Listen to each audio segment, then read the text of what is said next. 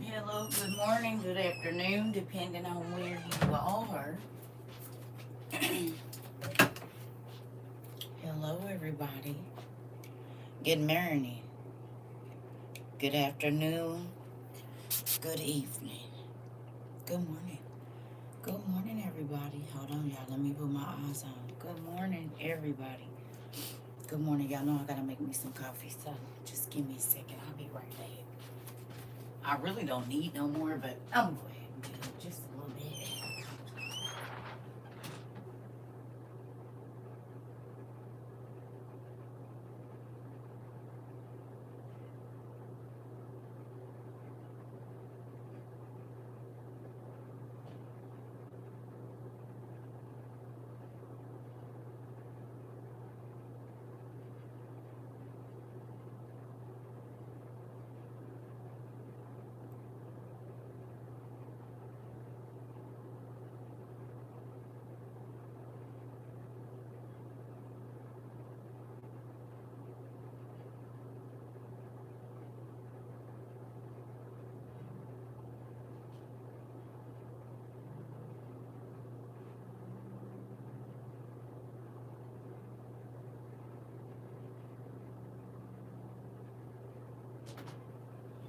Hola, hola.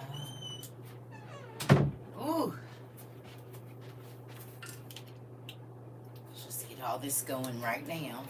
Good morning. Good morning, bearded gentleman. Good morning, Candy. Good morning, everybody. All of us. Everybody. Did I put these on? I did. Good morning, everybody. You said, good morning, family. Can y'all please pray for me going through it over here? My husband is being financially abusive and refusing to help pay for things for our girls. Definitely will. Take it. I've been in that situation. Don't say nothing else to him. Talk to God about it and watch what he do. I don't know if you didn't heard the stories about what used to happen to my ex-husband when he used to try to do those things. He used to be real sad. And I ain't even trying to be funny. We definitely will. Let me know. You hear me? Cause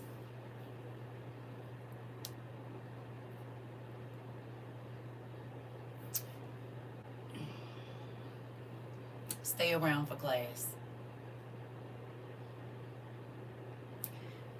Did you read the header today? Did you read the topic of class? The topic? Huh?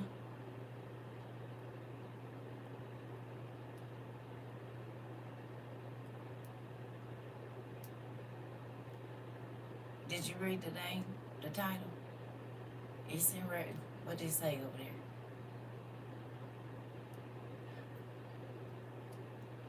He already answered before we could even get 3 minutes in. I promise. Anything that you use to hurt other people, God takes it away. He said, right, I just did, and I have a feeling it's going to be very relevant, interesting. Yeah, you know what's going on. There's no plans that he don't see. Not a one. So we got 2 places we gotta go today. We ain't even going. We probably wait about 25 minutes. We at about 5 right now. Then we'll get on to the lesson. Thank you, boss lady. We gonna get on to the lesson because evidently y'all needed both. Interesting. Yep, I had to get up and do my stuff. I said, all right, Dad, because this feeling of heaviness was like real crazy. So I got up and used my tear ducts this morning and my fingers, right? I got up and I used the 2 useful things that I know will come and get his attention, right? And it'll bring him over here to see about me. And evidently, y'all need him to see about y'all too. Raise your hand. So we all be having the same issues, right? Family. Mm-hmm.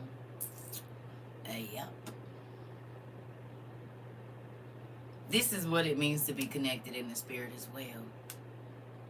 Yellow. Hey, do you see how that works? He said, please was found unalive in his home. Oh my goodness. We definitely will be praying for y'all. Listen, you said while waiting, then can I ask for 2 extra days on the assignment for class? Holidays threw me off. Yeah. Girl, you know we ain't tripping. Y'all was about to have to remind me. Hello. Tomorrow is the 2nd. Yes, you can have some more days. Girl, take to the 7th if you need it.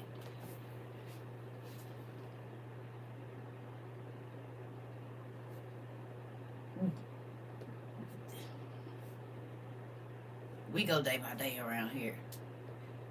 There's no set schedule. We try to make a date, but if it don't work out, we ain't stressed about it. It'll get there when it get there. It'll be done when it's done. Rushing it, stressing about it. I'm just waiting to see what all the creativity that we have in our class. That's it. Y'all got a lot of assignments going right now. There's some written assignments. Y'all got some creative assignments going, and life on top of that. You hear me? So,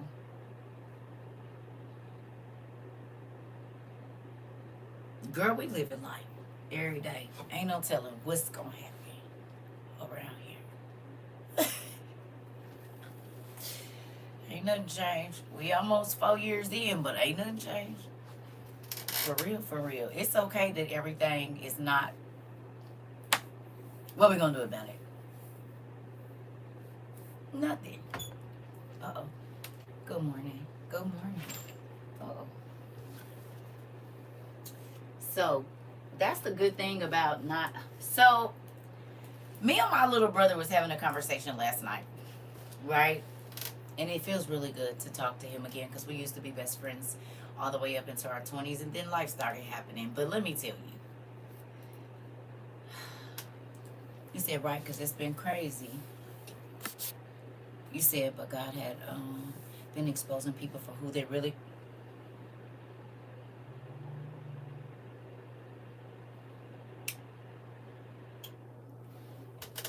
So you just gonna be in the business? Can I get to my lesson without y'all getting into it? Can I? Can I get... can I get to my lesson without y'all peeking into my journal and peeking into what I just was doing for the... Can I? Is there any way that you all will let me have that to myself? Good morning, Pumpkin. Good morning. Can you tell your aunties and cousins to get out my lesson? Please. Thank you. Goodness gracious. You was in my room too. I got to pop your hand to stay out of my stuff. I have to talk to my dad about y'all. Always in my business. Yes. Can I get to the lesson before y'all start telling people what it is? I guess not. I guess that's not a thing. Hello. Goodness gracious. Good morning, classy lady. Listen. Always in my dang business. Goodness gracious. It's a real thing. Good morning, Miss Hobbs. Good morning. Goodness, boy. Y'all don't miss nothing, do you?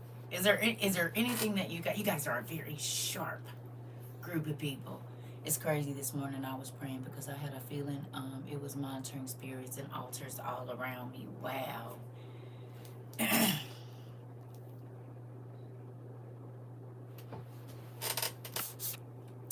Monitoring spirits and altars all around me.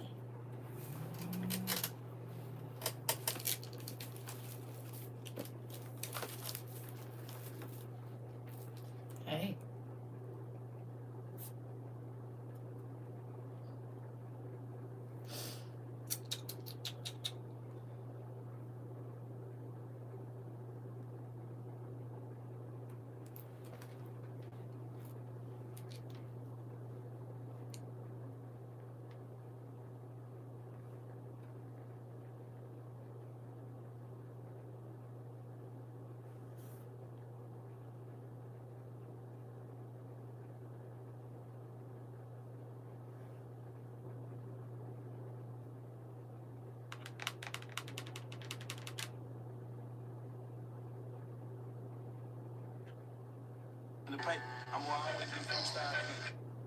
That's not it.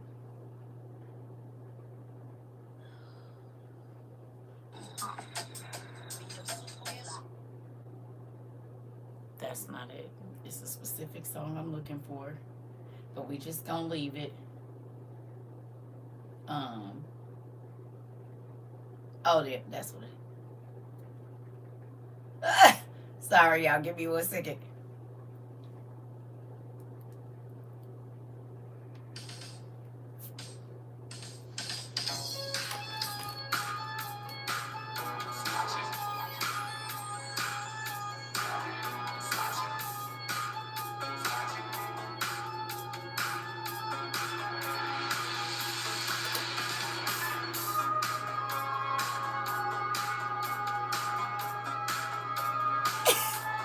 Come on, get to it now.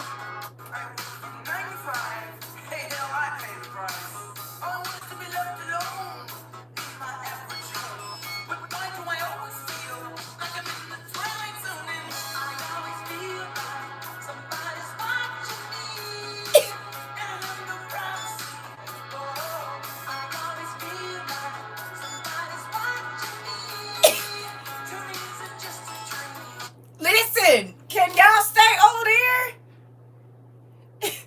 Please, just stay over there. I had to call somebody and tell them I always feel like somebody watching me. Goodness gracious. Good morning. Good morning, Auntie. Listen, I can't I can't even come over here and nothing. You said same. For real. Like goodness gracious, can I why is this so am I tripping? I am because no, it's not as light. That's what it is. Something's going on here. Give me a second. Okay, I think that's it. Yeah, I always feel like somebody watching me. Always. The way y'all be in like business around here. So we only had 13 minutes. Goodness gracious, today it's gonna be a different day, I think. Um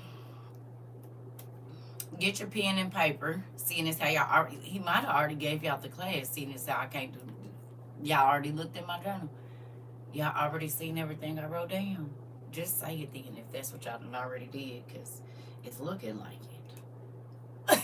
It's looking like he didn't already told y'all what we supposed to talk about today. So with that, you're going to need your regular Bible and your book one from the OTP, Old Testament Supergrapha.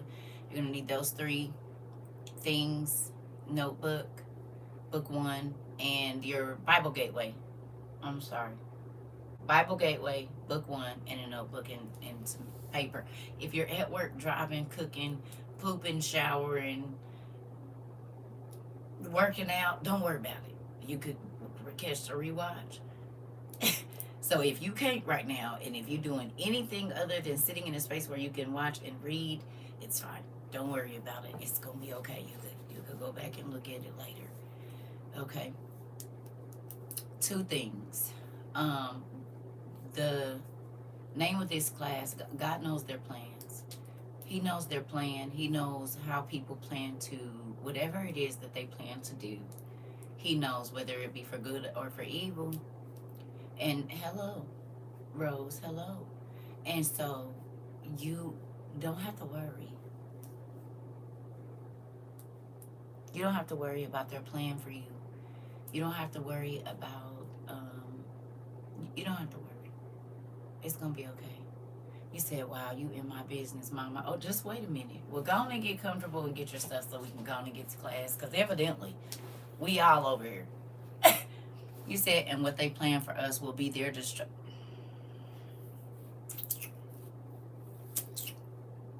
I'm going to just suck my teeth and drink my water.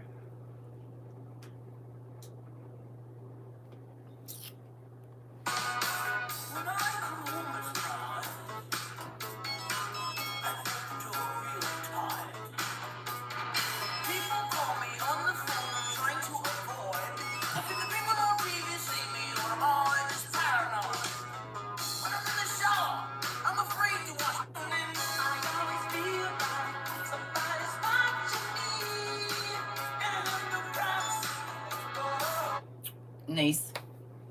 Thugnificent Jr., can you please? Listen. Can y'all listen? Can y'all stay out of my stuff, please?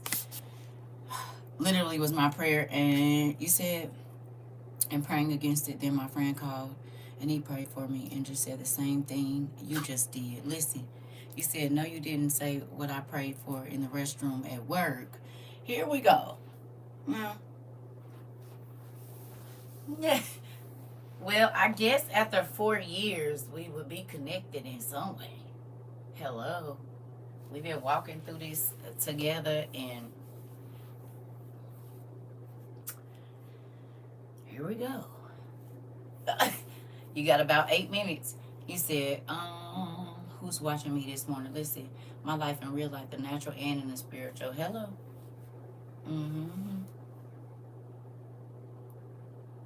It's a real thing. Ooh, excuse me. So, do what y'all need to do. I'm about to run to the bathroom. I already got my water and my coffee and my stuff. You're gonna need book 1. Excuse me, and you're gonna need your Bible Gateway and your journal / wherever you write your stuff down at. Okay. And you're gonna have to write down on the top of that paper after you time and date it, please. Yep. God already knew their plan. He already knew it. He already knew. He already knows it.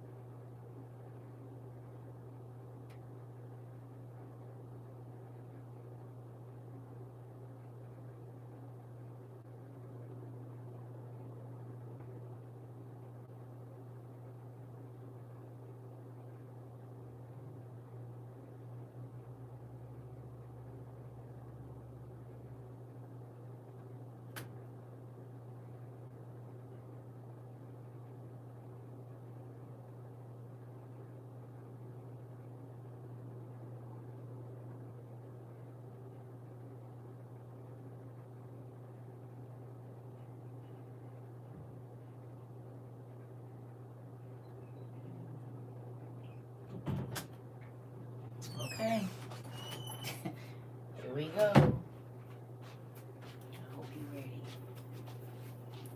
Mm-hmm. Y'all good? Y'all got your stuff? Yes. You got your stuff?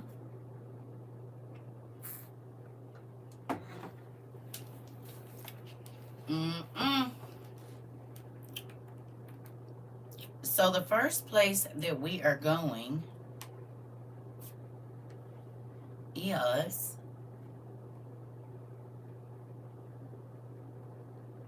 let me see. What? Hold on. I'm gonna see what version I read it in, because y'all know it be umpteen that I do. Oh, a song I want y'all to listen to too. Today, if you can, please. A couple.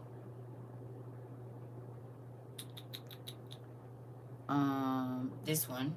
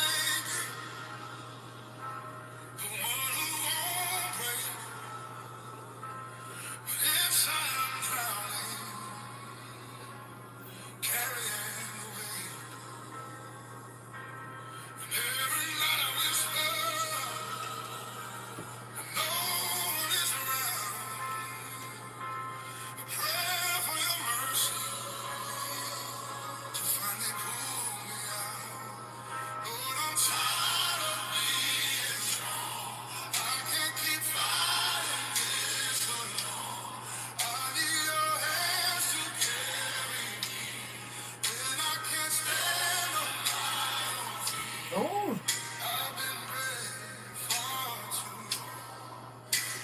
That's called Lord, I'm Tired of Being Strong by Naija Tale. Naija Tale. Naija Tale. You gotta listen to it. It's if you feel like you at a breaking point in any situation in your life, I need you to listen to that song. Okay? You hear me? Y'all hear me? Hello? Right. I need y'all to take that in. Okay, it's another one I need y'all to this one. I've been chasing peace with restless hands, fighting battles I don't understand. But strength is soft when you let it show. Some things heal faster when you let them go. I've carried regrets like a weight on my chest. Mistook my striving for doing my best. I tried to rewrite what was already past. But pain only lingers when you hold it fast. The harder I fought, the further I strayed. Till mercy reminded me days were paid. Come on. The power I needed was never control. Ooh, it's by Soul Remedy.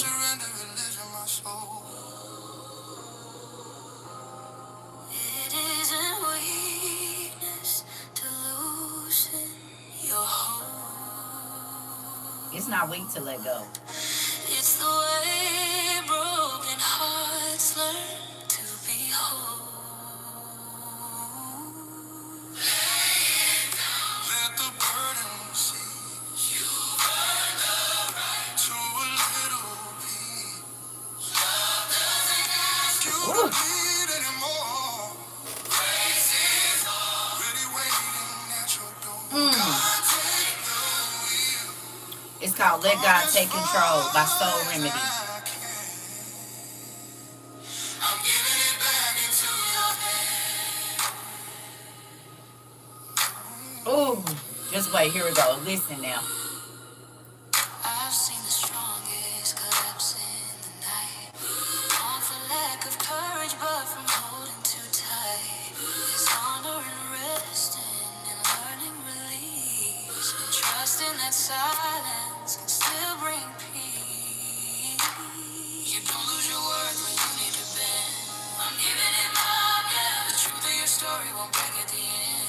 I'm giving it my best. Surrender's not failure, it's finally enough. I'm giving it my best. The bravest are those who choose to trust. Come on. It isn't giving up when you set it free. Listen here, that one.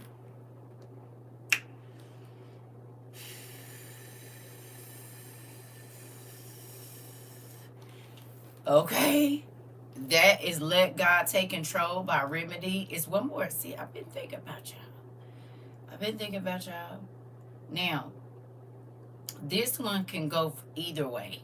And this one, when I tell you my daddy hit me in my throat with this one early in the morning, I said, you did not have to.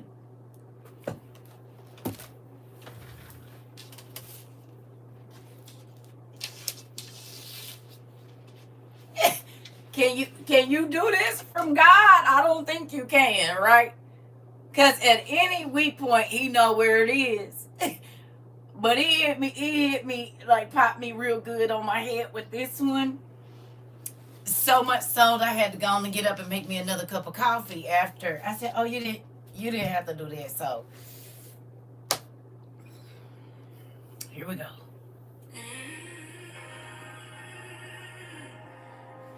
He didn't come with a sermon. No robe, no rings. No God told me you were my wife's theatrics. Just a presence that made my spirit exhale. Like it finally found its sanctuary. And I ain't talking about butterflies, I'm talking about peace. The kind that don't perform, just protects. A man sent by God don't need a microphone. His silence speaks louder than 1,000 promises. He don't perform love, he preserves it. He don't just ask us for dreams, he the scaffold around them. Speaks life into your blueprint, like your purpose was part of his assignment. He don't compete with your calling, he covers it. Oh, don't tell me you love me, show me you see me. Don't promise perfection. Good morning. Be the peace I pray for. Don't say I'm sacred, underneath like the scripture. If you say you're through, speak louder than your lips. I'm a man who dressed in devotion, but undressed my spirit. Men who quoted God, but couldn't hold grace. Men who laid hands, but never laid feet. Queen, but couldn't handle my crown. But him, he covered me. Oh, don't tell me you love me. Show me you see me. Don't promise protection. Be the peace I pray for. Don't say I'm sacred. Underneath like I'm scripture. If you say you're through, speak louder than your lips. I've met men who dressed in devotion, but undressed my spirit. Men who quoted God, but couldn't hold grace. Men who laid hands, but never laid healing. Men who called me queen, but couldn't handle my crown. But him, he covered me in prayer, not possession. Guarded my flow, not just my girth. He didn't just like my coming, he didn't touch my becoming. That song is called Fruit of a Man, honey. I had never heard it until today. I said, not you chop me in my throat like that. Hello?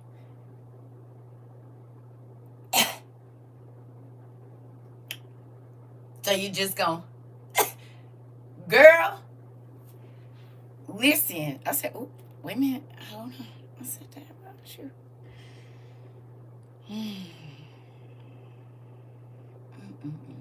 I said, what you doing here? After the storm, after the rain, stands someone who's endured it all. After the heartaches, after the trials of life, Fruit of a man. The fruit of a man. that I survived through it all. I made it. I survived through it all. I love you. I love you. Be safe. After the storm, after the rain, stand someone. You're welcome. After the heartache,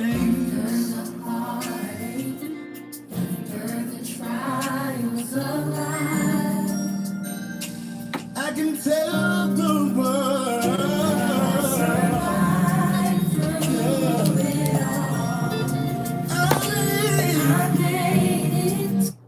Yeah, that's nice too. It's a whole. He gave me a good playlist today. I said, oh, yeah, I'll take all of it. You said I'm going. It's going well so far. Oh, okay. I'm in y'all business. Okay. Okay. Look it. I have to stay out y'all business on YouTube. Y'all be having hope everything. Let me mind my business. So put them in your playlist if you can. And just it's another song called Don't Faint. Well, y'all know that by Jacqueline Carr. And then Face to Face by Divine Nature is a good one. Face to Face by Divine Nature. Excuse me. Oh, this one too. You don't have to worry. God has got it covered.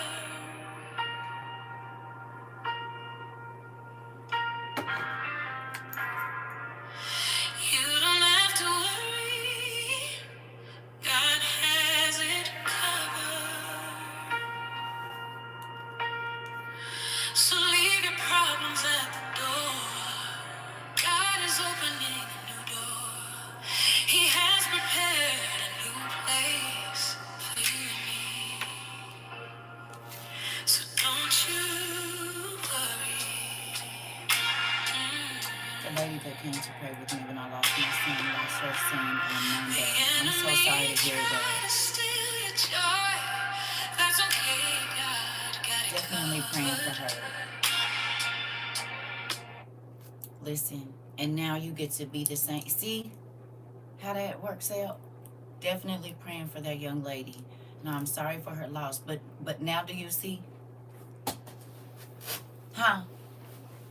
You see now why you had to heal? You see it?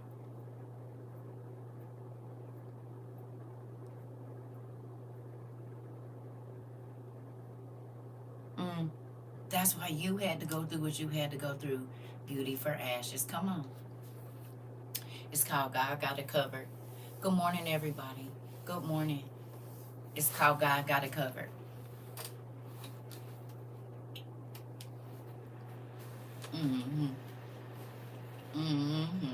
All right.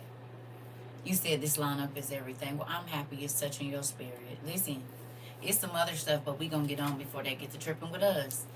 So we have about 30 minutes, so that's right on the way. Let's go over here to Bible Gateway and now why? I just need to know what freaking version I was reading it in. I'm about to do it now. Sorry, y'all. I think it was NIV.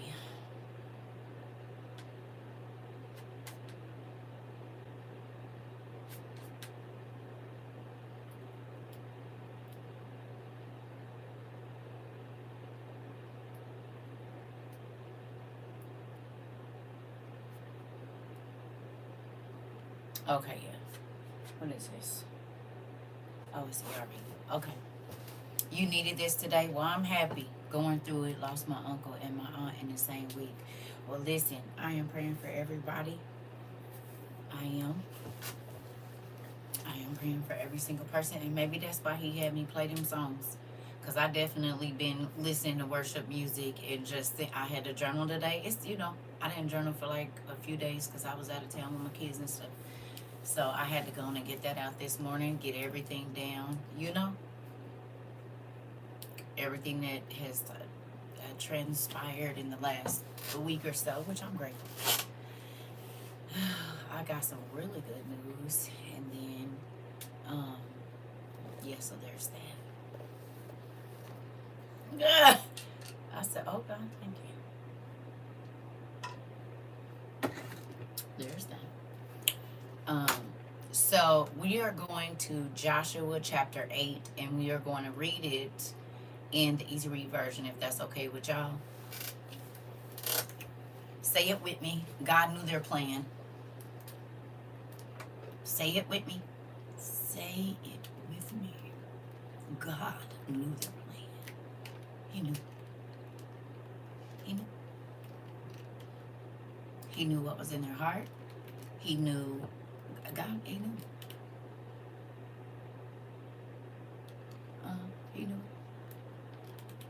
He knew. He did.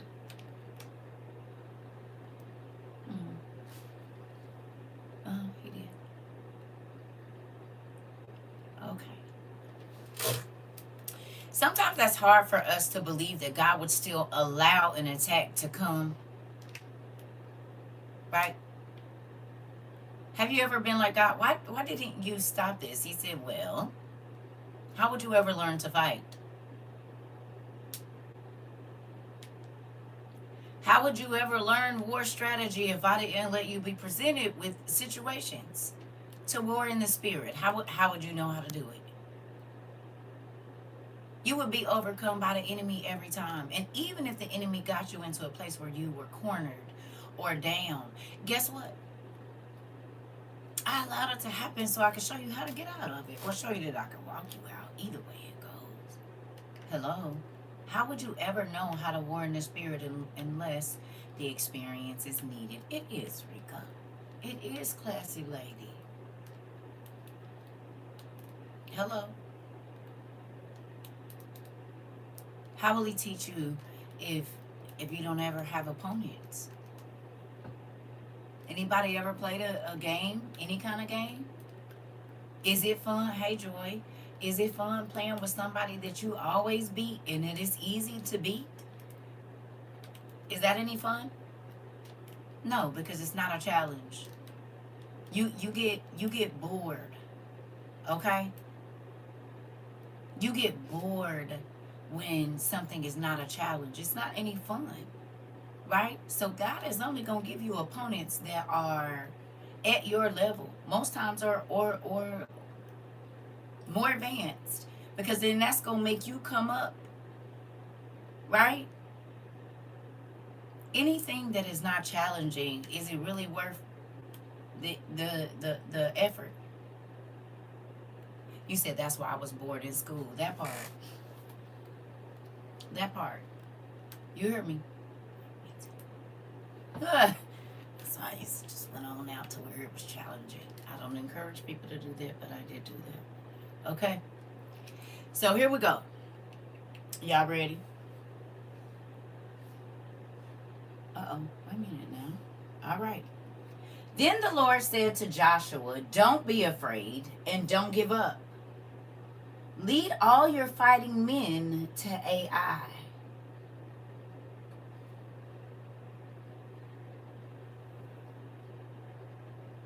What do we use right now?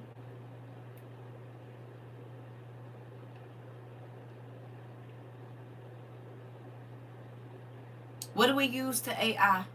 Well, what? Excuse me. What do we do? Don't we use that right now? AI. Can you tell me what the biblical name for AI means?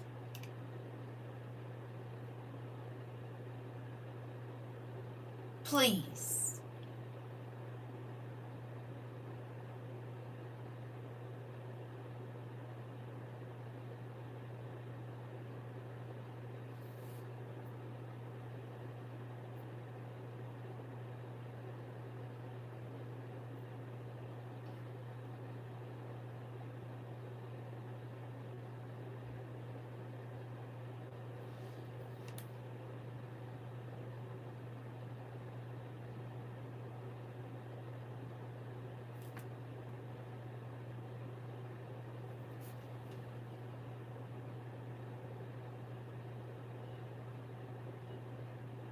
Oh, heap of ruins.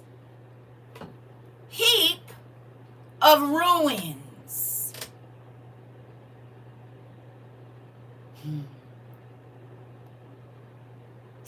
Heap of ruins. Interesting.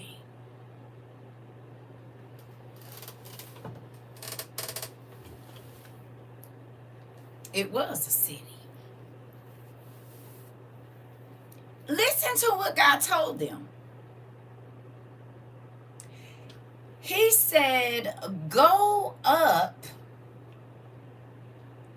to the city called a heap of ruins. But when he was telling them this, the city wasn't in ruins yet.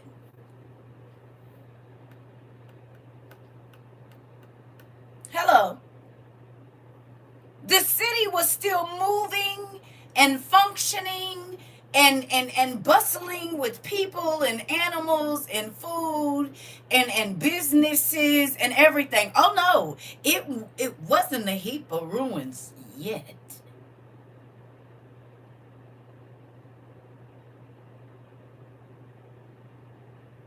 So when they named the city AI, this is why you got to be careful what you name things.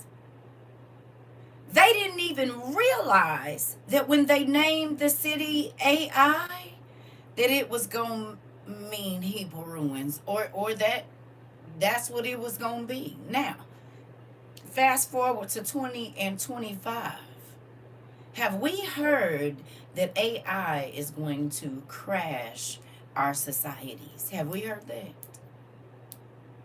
It's going to destroy the systems that we've known forever. It's going to destroy the workforce. It could destroy families and medicine and all sorts of things. So AI back then and AI right now are having the same type of effect on humanity.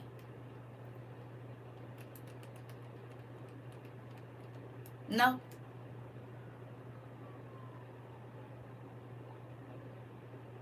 Because AI is going to drive the world we know it, the world that we know it to be, into a heap of ruins, is it not? When AI takes over jobs, people can't feed their families because they can't work.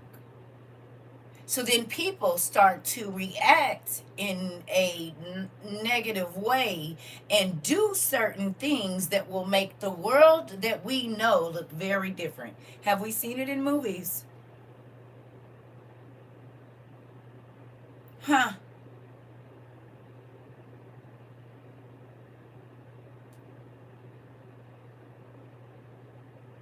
AI didn't know that destruction was coming.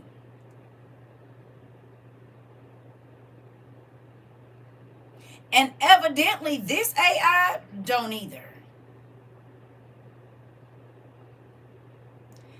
The machine, the artificial intelligence, whatever, it don't even understand what's coming, do it? He said, I was just talking to one call center from the pharmacy. It sounds so real. Interesting. Interesting. Do we know that the world that we know right now is going to be in ruins?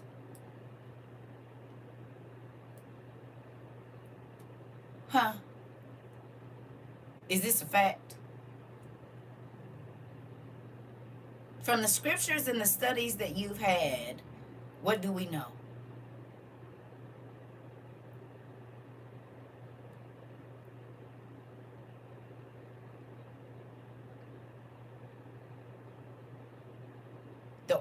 The earth is going to be scorched. The earth is going to be burned. There's going to be desolation everywhere. There's going to be destruction everywhere. You said rapidly too. Oh, so when AI showed up in the Bible days, destruction was coming, and then now that it has showed up in our day, guess guess what's coming?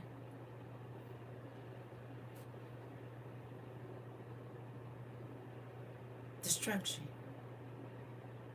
Interesting. Could this be history repeating itself? Let's see. Here we go. Lead all your fighting men to AI. I will help you defeat the king of AI. I am giving you his people, his city, and his land. You will do to AI. No, Siri, won't need you. Crazy, right? Interesting. AI came up when I was talking about, right? I said city, not the other name. And that's so funny. She said, you talking about me? Hello? Oh, okay. Here we go. You will do to AI and its king the same thing you did to Jericho and its king. Only this time, you can take all the wealth and animals and keep it for yourself. Can we stay right there for just a minute? Can we? Do y'all mind if we stay there for just a second?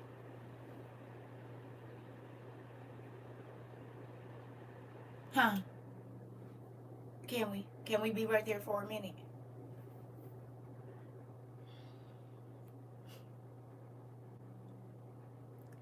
Okay.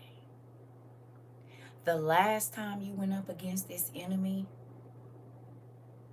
the last time that you went up against this enemy, you left with nothing. Same fight. Okay? Exact same people. But last time God told you, you're not walking out with nothing. I just need you to learn the lesson and understand how they fight. But this time when you go up against the enemy, you're not going to walk away empty-handed. What they saw as defeat was you learning the enemy's tactics and his strategy. Okay? You said it's crazy we're having this class after that scary dream. Interesting.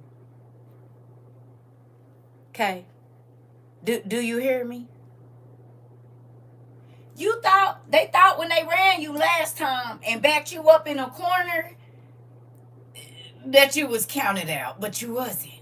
God said, remember how they shook left and then went right? I need you to go on and counteract that. He said, and I got a plan because I know that they think, okay, that this time is going to be as easy as last time.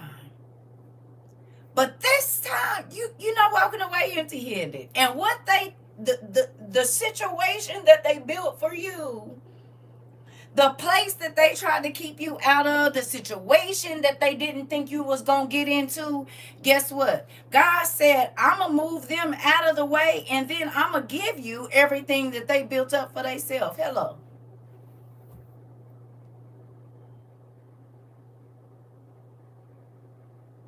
The city, the situation that they thought they had protected in their hand, I'm about to give it to you. This time when you leave, you're not leaving empty-handed. I needed you to back up and get some strategy. I needed you to understand how they fight so that the next time you see this opponent, you walk away with your self-respect. Because the same demons is coming. You walk away with your integrity. You walk away with your credit intact. You walk away with your rental history intact. You walk away. Hello.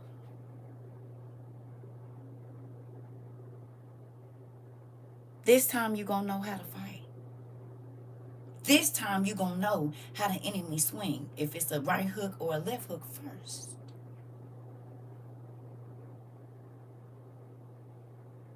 And after this fight, what I didn't give you last time, I'm giving it to you this time. Hello? Do you hear me? Every time ain't gonna be the same. It doesn't matter if it looks familiar. Do you believe that God can allow you to walk away with what the enemy thought he was keeping from you? He thought you were an easy opponent, but he don't know you've been training. Hello. Hello. He don't know that God has given you strategy for the next fight. Hello.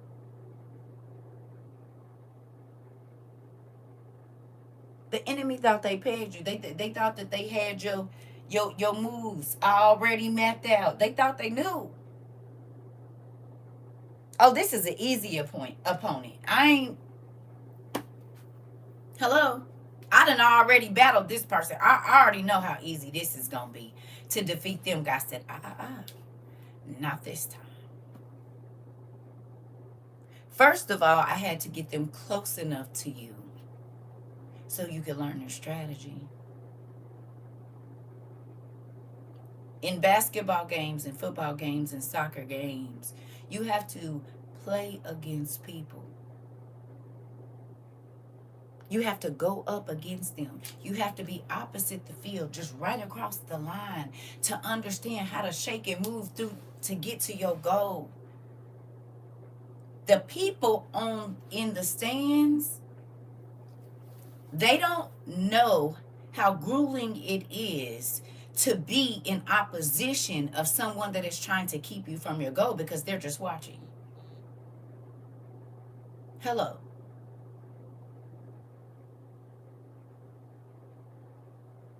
The people that are in the game feel the hits.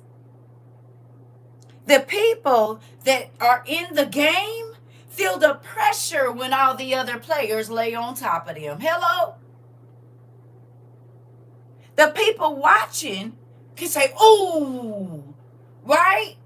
But do they feel the weight of those 4 or 5 football players that tackle a person that's running with the ball? Are they even in jeopardy of being hurt by the opposition that is on the field? No. They're just spectators. They don't understand what you've had to go through mentally to get to the place that you are right now. They don't understand physically what you've had to go through to get to the place that you are right now. They don't understand spiritually what you've had to do to get to the place, to train, to be able to stay sane and not be mean and not be crazy and not flash out and not crash out and not, hello. They don't understand how you had to train to get up and be strong when it was your worst day. They don't know. Do you hear me? You said, "Baby, 23 years of studying, here's A. I'm so glad it's over. I can take this hit this time." Uh-oh, Keish. Natasha said, "Study your opponent." Hello. You said it hasn't been easy either. Okay. Sometimes God will allow you to retreat so that you can regroup.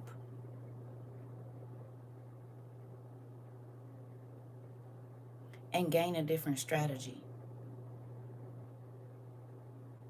That's why I played that song. Letting go is not a sign of weakness. Hello. Why would you hold on to something that is hurting you?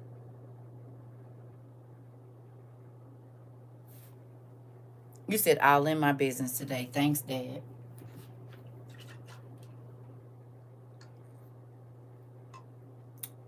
I need you to write down 4 things that you had to retreat from. You said strength is power under control, that part. Okay. So this is what I need you to do. You said, "I'm back." Had to go back and see where we was reading it. Okay. I need you to write down 5 things that you had to retreat from. And then write down how you overcame that situation after you retreated from it. You got me? You said children, jobs, cars, paper, money. Okay.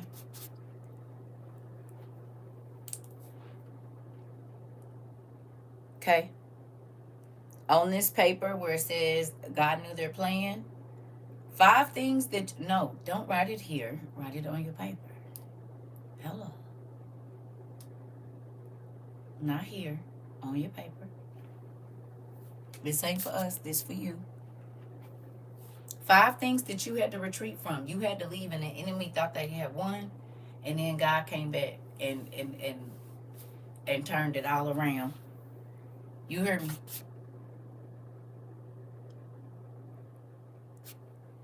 Okay.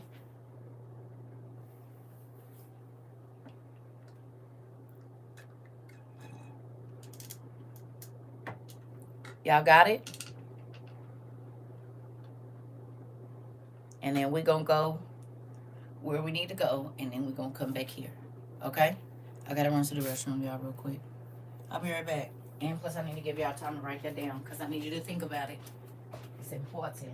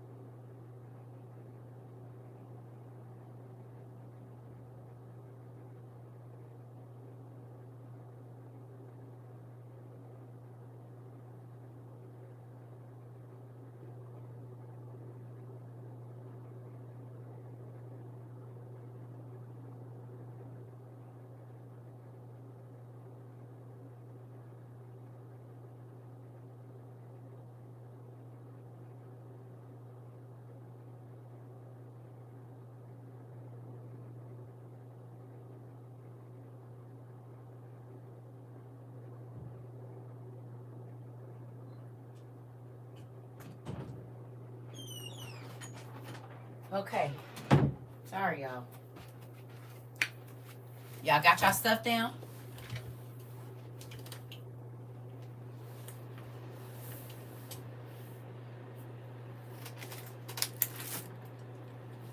Oop.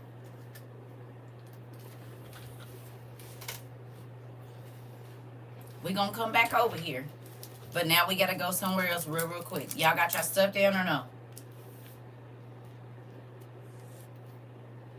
Have y'all internet been tripping today? My internet has been acting crazy since last night. I don't know if it's just me. Excuse me, but my internet been acting crazy, like super slow.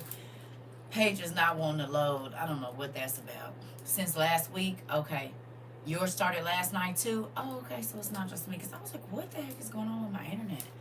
It's ridiculous. Okay. All right then. So it's not just me. Okay. Maybe it's a solar flare or something. Who knows? Right. You said you work from home and it's slow. Okay, so it's not just me. All right. Mine too been dropping calls for months now. Interesting. Interesting.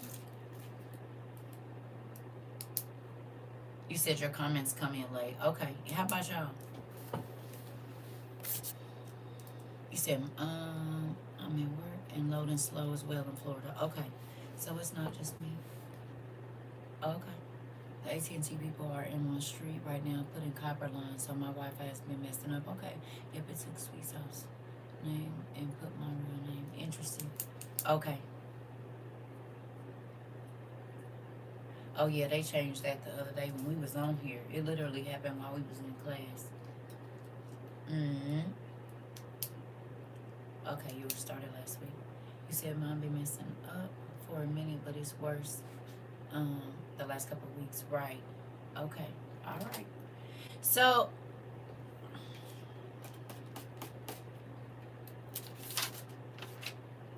I need you to grab your book one and go to page 820.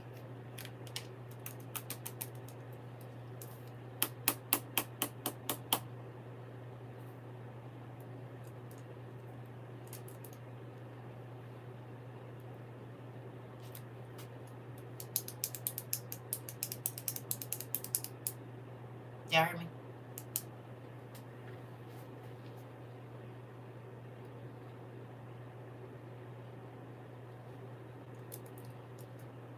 Grab your book one and go to page 820, please.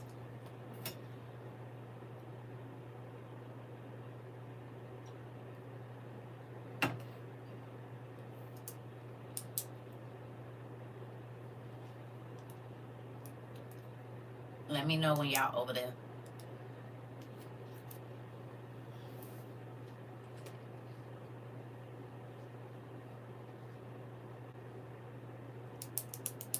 Hey. Okay.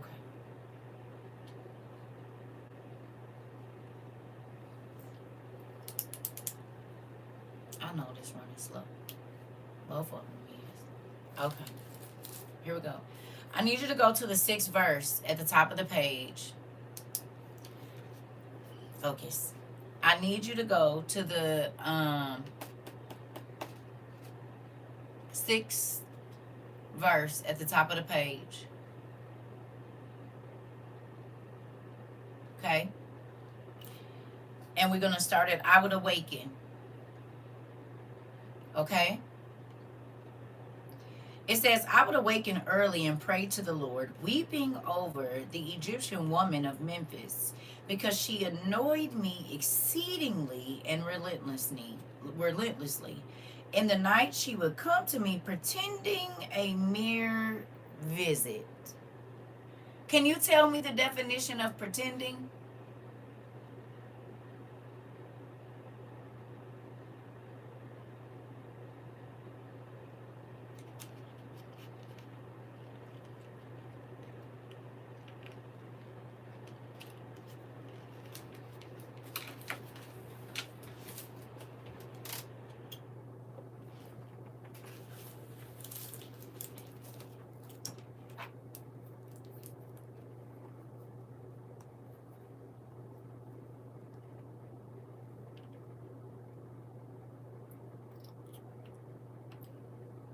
To speak and act as to make it appear that something is the case when in fact it is not. Interesting.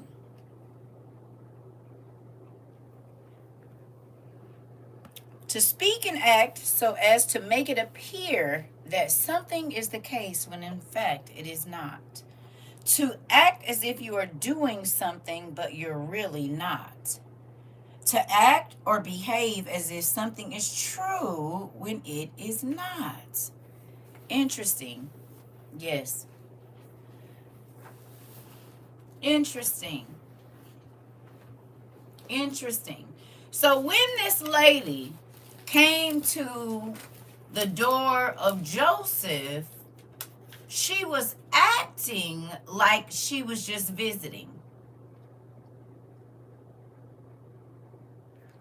When your ex called, or the ex-friend called, or the person that you know super messy called, they acted like they were calling you, okay, to check on you. But that wasn't really the case. Huh? They had a plan when they called you. They had a plan when they showed up in your inbox. Hello? Hello? Anybody ever been in that situation? They planned to get back in. They planned to get some of your business. They planned to try to throw a monkey wrench in something that you telling them you starting a business. They want to call you and check on you whole time. It's just to steal your idea because they have a plan. And because they know, or they feel like they know, they don't think that you're going to see or have learned their strategy. They don't think you're going to see their plan. They don't think that God is going to alert you to their plan. Hello.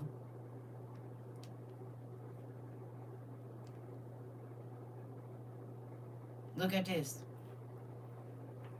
It says, in the night she would come to me pretending a mere visit. Because she had no male child, she pretended to consider me as a son. And for a time she would embrace me as a son, a family member, a homeboy or homegirl, a confidant, a person that you can rely on. Hello.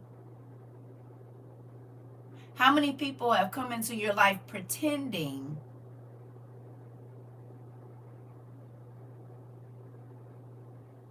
to be solid, but the whole time they had a plan? Hello? You said, okay. Rika, we're just gonna go. For a time, she would embrace me as a son, but then I realized later that she was trying to lure me into a sexual relationship. They were trying to lure me into a bad business deal. They were trying to lure me into a pyramid scheme, into a bad situation like trafficking. They were trying to lure me into a bad loan, pretending like it was a good idea.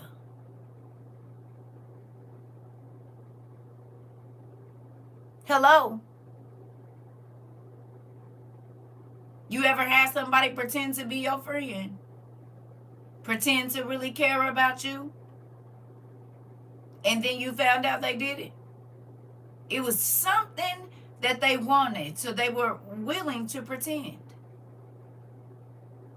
Several times. Yes. Yes. If they were pretending, that means that it was already thought out, whatever their plan was. Yes or no? You said story of your life. Hey.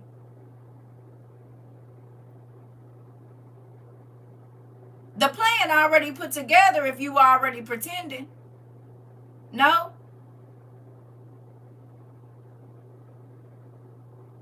You've already thought about the words, the actions, how you're going to dress, how you're going to change your voice, and whatever it is you are, it's premeditated. Hello? It's an act. When I became aware of this, I lamented to the point of death. And after she had gone out, I came to myself and I mourned in her behalf for many days because I had recognized her deceit and her deviousness. Can you tell me the definition of deviousness?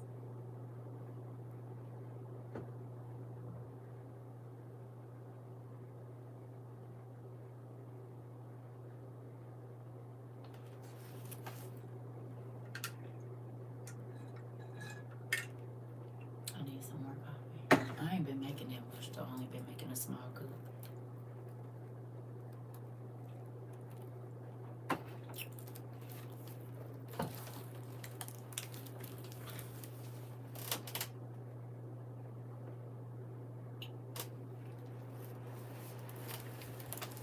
Ooh.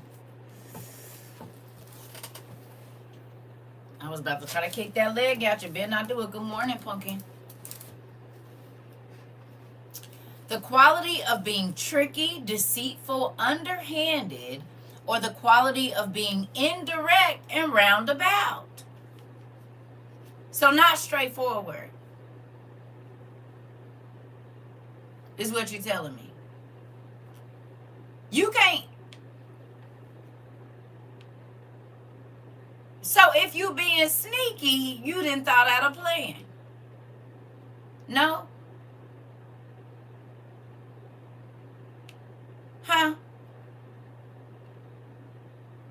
You thought about what it is that you're going to do, which means you planned in your heart to deceive or hurt or whatever else that it is, right? This woman, you said the quality of being dishonest, deceitful, or indirect, often involving trickery to reach a goal. So you plotted. You had to trick me. You had to hide something. Oh, wait a minute. So you planned it. Huh? A used car salesman that knows the engine is bad on a car, right? And he know the engine about to give out, but he try to make you feel like you getting a deal and you're gonna miss out if you don't take advantage of what he is putting in front of you. Yes or no? Skill in achieving one's end through indirect, subtle, or underhanded means. Interesting. So you got what you want, but you had to get it deceitfully.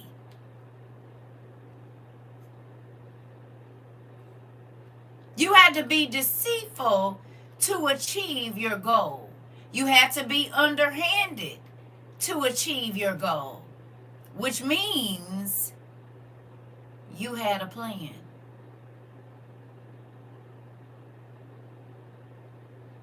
It was well thought out. It wasn't something that just happened. Hello? But how many of y'all know that God knew their plans? Huh? Raise your hand if you know that God knew their plan. Just, you might not have known, but God knew. Because he sees all, he knows all, and the like. Okay. You said my hand is way up. Okay. Let's keep going. How often then did she flatter me with words as a holy man? How many times has the enemy come flattering you?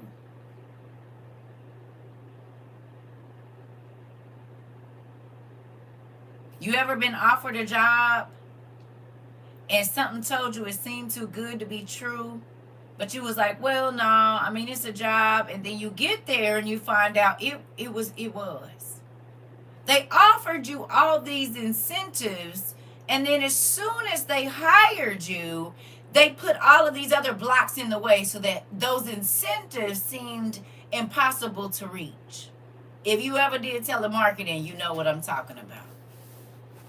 Any of us in the early 2000s, late 90s, that was a part of the boom of the telemarketing community?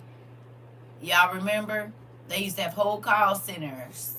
And they would tell you, oh, you can make $1,500 a week. Now, back in 98, that was some good little change, right? But then when you got hired, they said, oh, you have to make 300 calls. And out of those 300 calls, you have to reach 200 people. And out of those 200 people, you have to get 100 people to sign up for this. Or we are going to only pay you $6 an hour and not the 12, 14, whatever they was going to give you.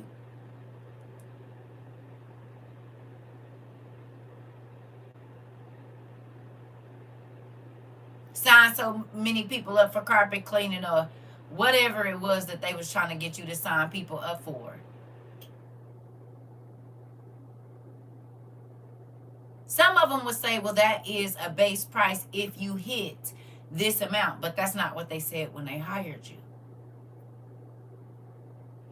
I did telemarketing for donations for Special Olympics, and people are so mean. I lasted 2 weeks. This part. You said I quit the same day. Ditto, kiddo. You said I called my friends, got money, and quit. Hilarious. Raise your hand if you quit a telemarketing job.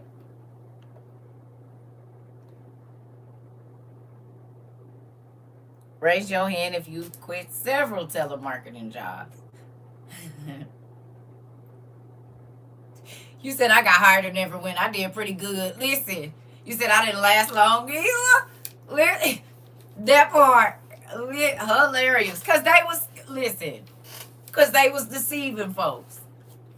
I did and I never got paid. This part. Deception all around.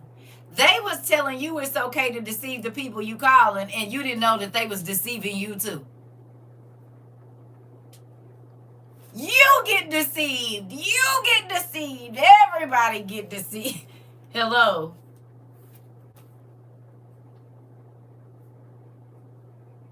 Hello. They had a plan. Dangle this in front of them. Get them to sell it to somebody else. And don't give nobody what they was expecting. Hello? You said definitely didn't get paid and got cussed out by a customer. You said they got mad because I told customers the truth. You said mail order for 3 years. Uh-oh. So y'all all know what I'm talking about then. Good job.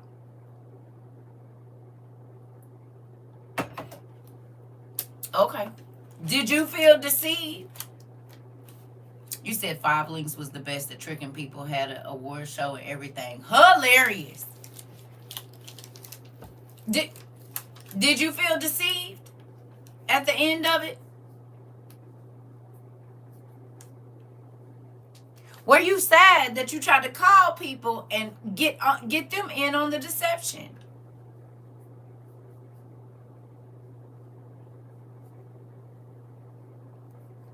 So the people that put out that ad, the people that came up with the pyramid scheme or whatever, they had in their hearts to deceive everybody underneath them.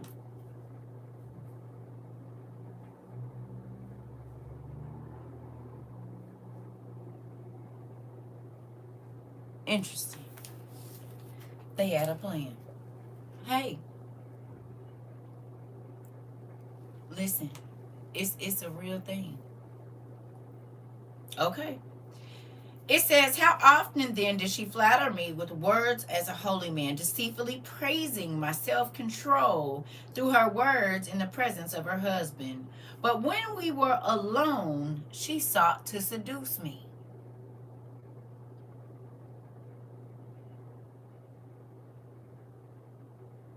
She thought about how she was going to present herself to the people.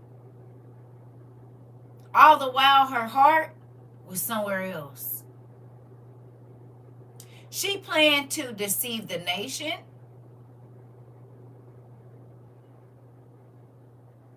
Because she was going to sit next to her husband and act like she was really in love with him.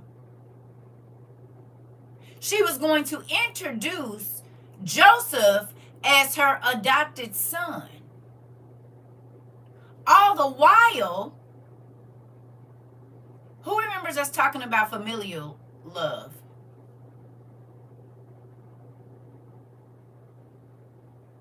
Y'all remember that? We talked about the different types of love, and familial love was one of them. So she pretended to have familial love for this young man, Joseph. The whole time, what type of love did she have?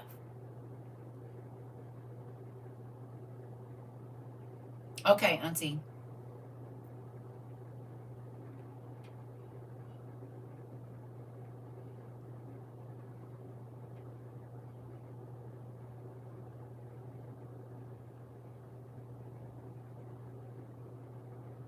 Which one?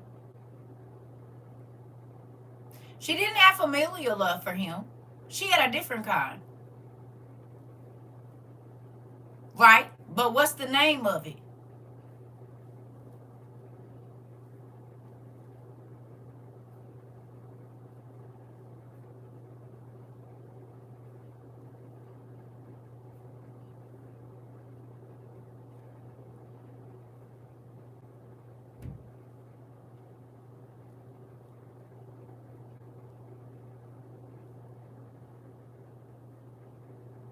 Go look up the types of love and tell me which kind she had for him. I was going to give y'all a clue, but no, I'm not.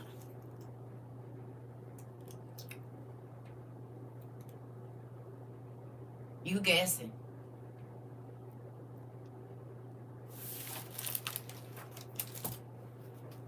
Eros. Eros. And what is the definition of Eros love?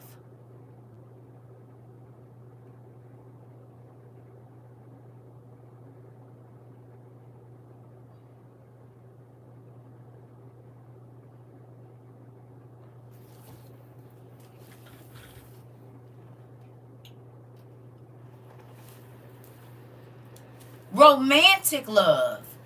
So she portrayed familial love, but in all reality, she was in love with him romantically.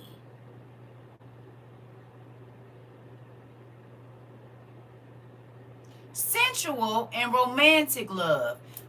But out in the open, she portrayed it like, I love him like I love my son. Okay? You said, right.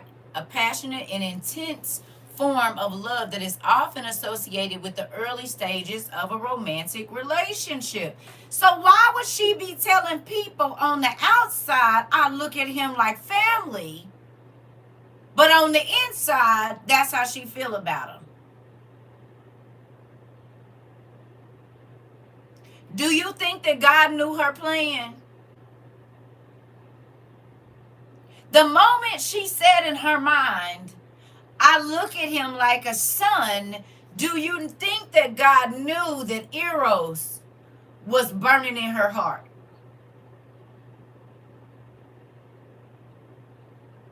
Do you think that she said those, she didn't say I look at him like a brother. She didn't say I look at him like a nephew. She said I look at him like a son. So that nobody would question if he was in her presence asking her questions or around her, they wouldn't suspect anything. Yes or no? Do you think that she was strategic in saying, I looked at him like a son and not a brother? Lurking and lusting.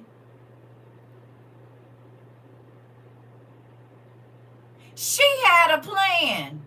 If I say that I look at him like a son, no one will expect anything.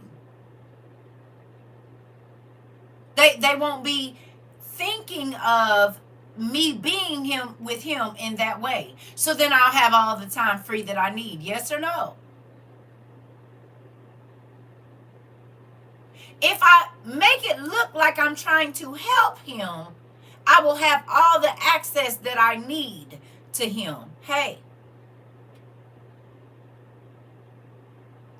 if you are going to bring him to the palace, hello, well, someone needs to teach him royal etiquette.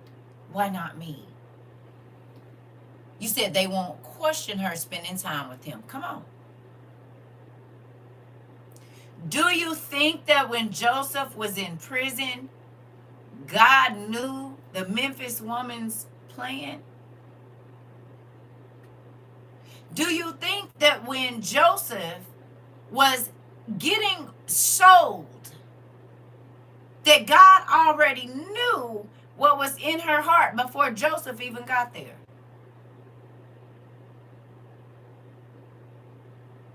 Y'all think this was her first rodeo?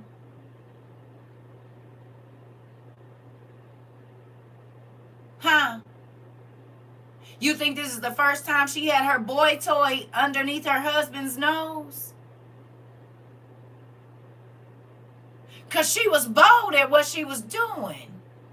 So then 9 times out of 10, she done did it before.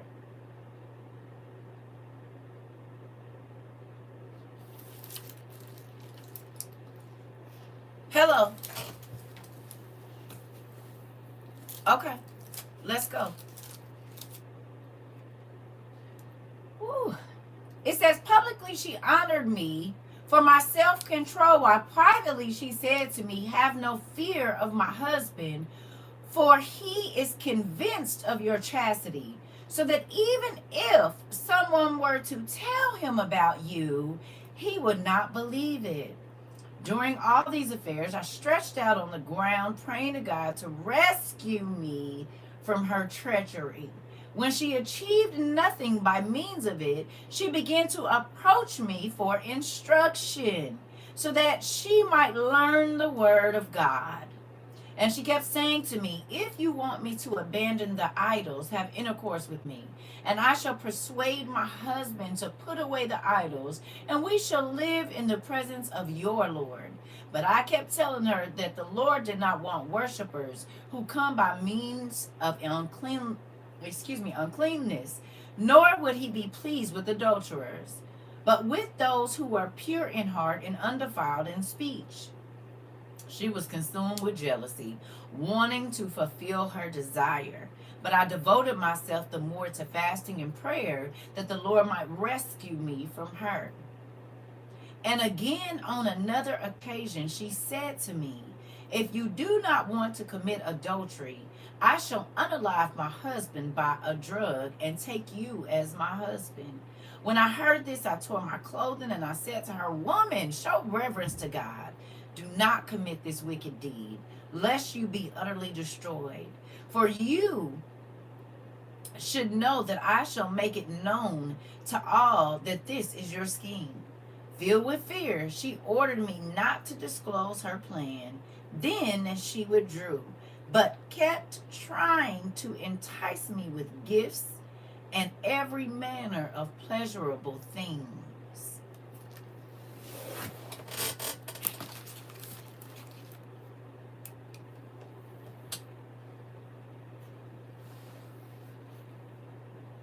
When her plan didn't work, what she do?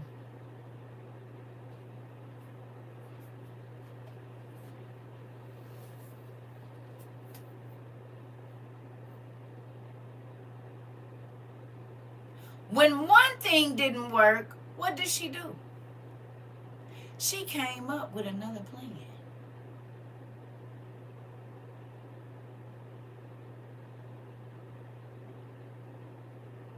She tried to buy you. If I can't say that you my son, then I'm going to come and say the familial love. Then I'm going to come and say, well, I want you to teach me the Bible. When that didn't work, then she said, well, I'm going to unalive my husband, and then I'm going to just marry you. When that didn't work, she said, I'm going to put something in his food.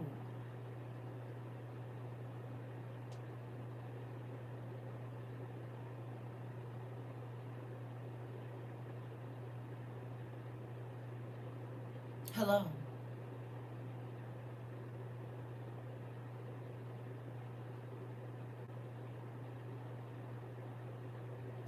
The moment she saw Joseph, she started putting together plans. There are some enemies of your soul that the moment that they see you, they start putting together plans. There are people at your job that see your work ethic, and they start putting together plans. There are people in your family that know that you are going to getting ready to get a blessing, and they start putting together plans. And because they think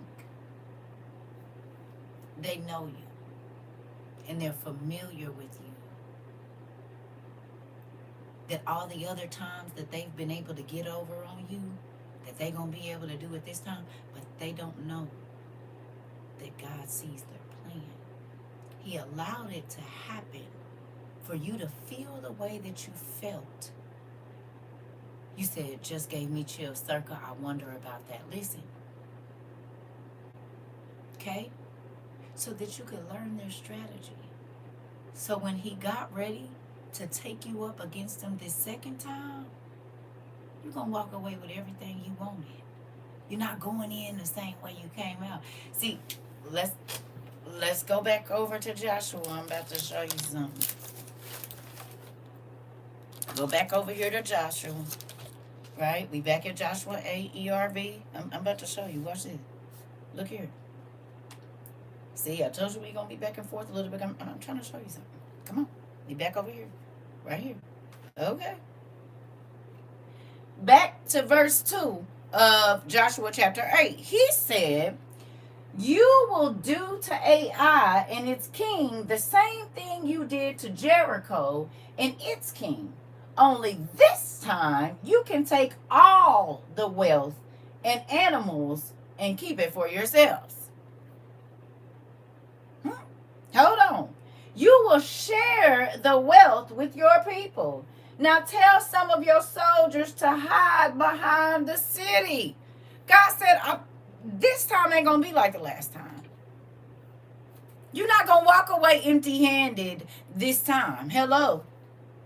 It doesn't matter if when you fought them, you lost. They ran you back. They left you the last time. This time, it ain't going to be like last time. Hold on. So Joshua led his whole army to Ai. Then Joshua chose 30,000 of his best fighting men and sent them out at night. Joshua gave them this command. Listen carefully to what I tell you. You must hide in the area behind the city. We're not going the same way we went last time. Yes, we're fighting the same enemy, but I got strategy that I didn't have last time. God has given me a plan, and he's already told me that I'm going to win. Hello. And that my enemy that thinks they're safe from the hand of the Almighty God, he done already delivered you into my hands. And everything that come along with you. But watch this. Wait for the time to attack. Wait. It ain't time yet. Quit trying to go get it yourself. He already gonna give it to you. Hello. Hello. And he done already told you that the city that you're going up against, the enemy that you're going up against, they're going to be defeated and left in ruins.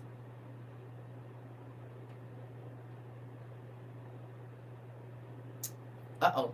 You said there's that 4-letter word. Grrr. That part. Wait, be real hard, don't it? Yeah, I know. Hold on. He said, don't go far from the city. Continue to watch and be ready. I will lead the men with me. We will march toward the city. The men in the city will come out to fight against us. We will turn and run away from them as we did before.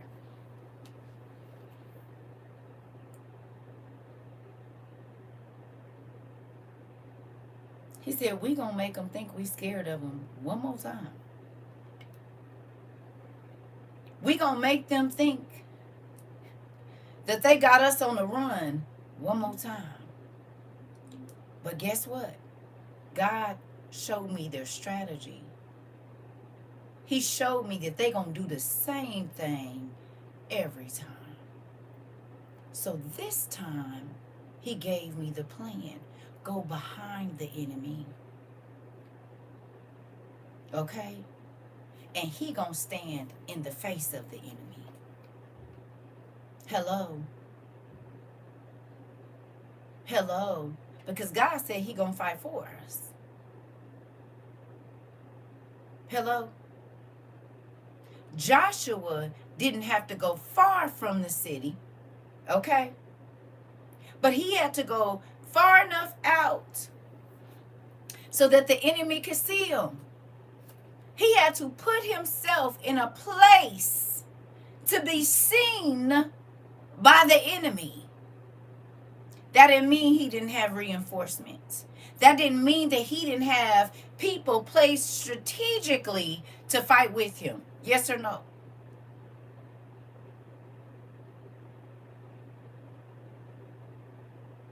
How many times has a person appeared to be by themselves and then it be people coming out the woodwork to fight with them? Because you didn't know that I love them. You didn't know that I know them from high school or from. Oh, okay. Oh, okay. Oh, okay. Hello. Hello. He said, don't go far from the city. Continue to watch and be ready. I will lead the men with me, and we will march towards the city. The men in the city will come out to fight against us. We will turn and run away from them as we did before. These men will chase us away from the city. So we don't run away. They will think that we are running away from them as we did before. Then you should come out of your hiding place and take control of the city. The Lord your God will give you the power to win. You must do what the Lord says. Watch me, and I will give you the command to attack the city. When you have taken control of the city, burn it.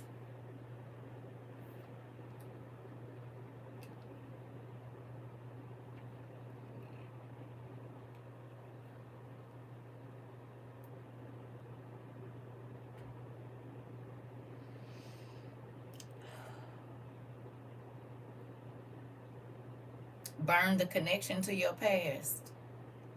Burn the line of communication. Because God can't give it to you until you attack it head on. Huh? Take what you need to take from it. Get the experience and the valuables from going through the situation. But the next time you go up and you go towards this enemy, I'm going to give them over into your hands. But I need you to sever the ties from the things that kept you running from me. I'll be right back.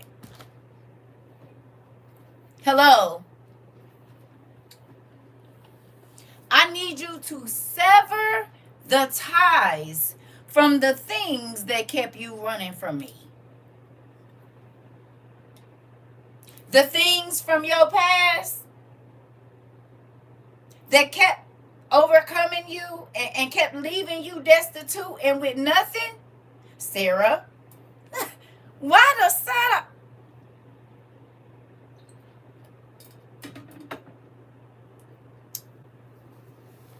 Why it won't work? Because God knew they plan.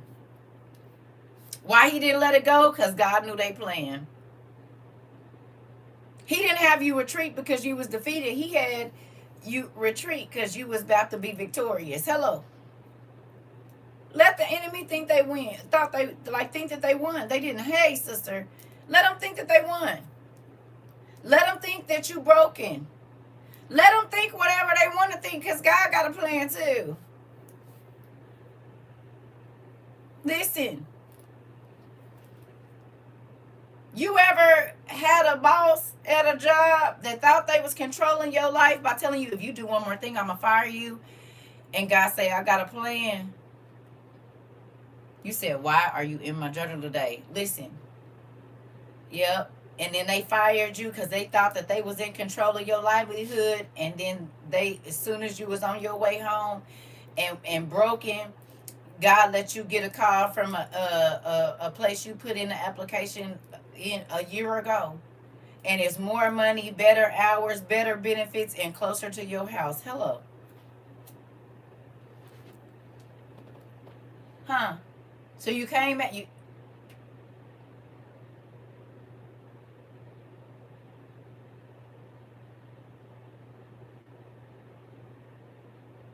God said, chill out for a minute. Let them think they doing something. Let them think they've crushed you. Let them think that they have killed your hope. Just let them think it. Do you hear me? Let them think that you out of the game. Let them think it. But what I'm getting ready to do for you, they're going to be sad they counted you out. They're going to be sad that they didn't see you as a worthy opponent. You wouldn't have leveled up if you didn't get fired. Come on. Hello. I'll be right back. Now we about to go see something, and then we going to be back over there.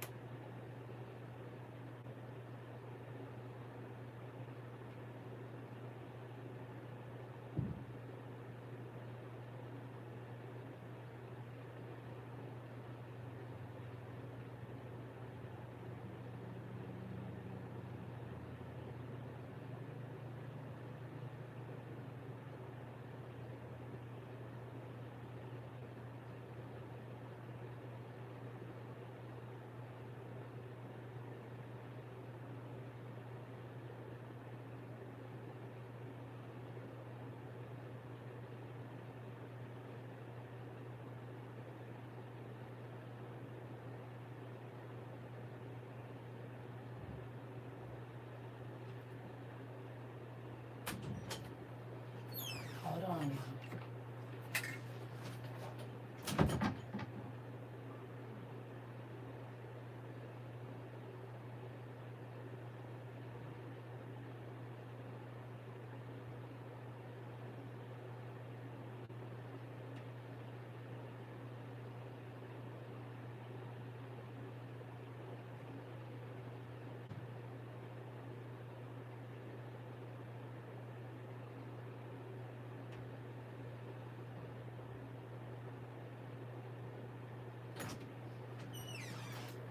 This thing got warm in here. Won't he do it? He sure will, Frenchie. He sure will. He sure will. Yes. And he do. Now watch this.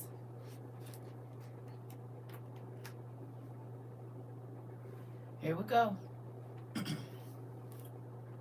Then Joshua sent them to their hiding place. Why would God send you to hide if he already told you that you're going to win?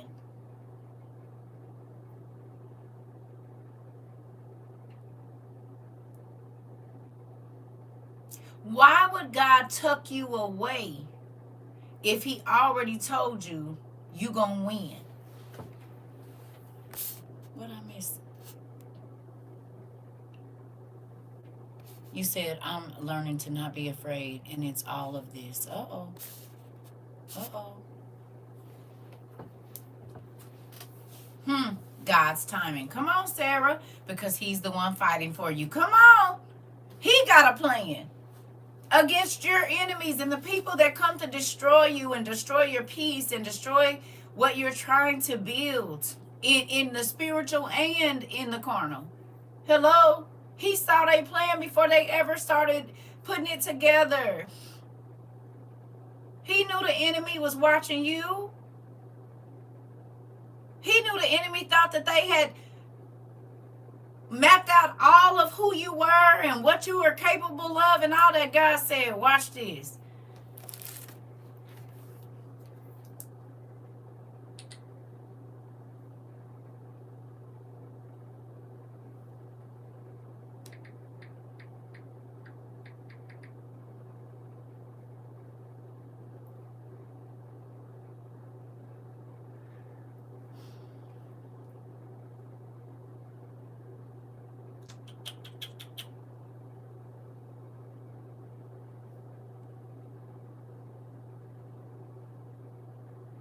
I'm gonna leave it. He said, come on. Okay. Okay. Mm-mm-mm-mm. They went to a place west of AI. Quit getting mad when God sends you on a detour. Come on. Hello. Why I gotta go out? Why I can't just go to AI? Because. Hello. He's sending you on a detour so the enemy can't see you coming. You don't know that the road that you want to travel, you gonna face the enemy head on. That ain't how he wants you to do it. Hello. Because he got a plan. Yes, you could go up and confront them, but he wants you to write the letter to corporate. He wants you to send the email. Yes, you could go up and confront whoever he can see further and hit harder. Come on. There's a number of ways that you can attack the situation, but he don't want you to. He said, you go sit down and let me put everybody in place first. Maybe there needs to be a new GM. Maybe there needs to be a new work policy. Hello? That because you have put in all of these grievances is going to cause you to get paid at the end of it. But if you go ahead and act when you want to, you're not going to walk away with what you could have came out with. If you go with your plan, Sarah. Hello? There's some things that need to be put in place before you can walk away with so much that you're going to be able to help somebody else. You said I used to be so mad about the detour until I realized it was protecting me as well. This part. He said you're going to get what you going to take everything they thought they was keeping from you. You going to get that plus some. But you got to follow my lead. Because the enemy thinks that they know how to defeat you, but I just needed you to see how they fight. I needed you to see their war strategy. I needed you to see how as soon as you tell them something, they're going to tell everybody. So when I get ready to do what I'm going to do for you, don't say nothing.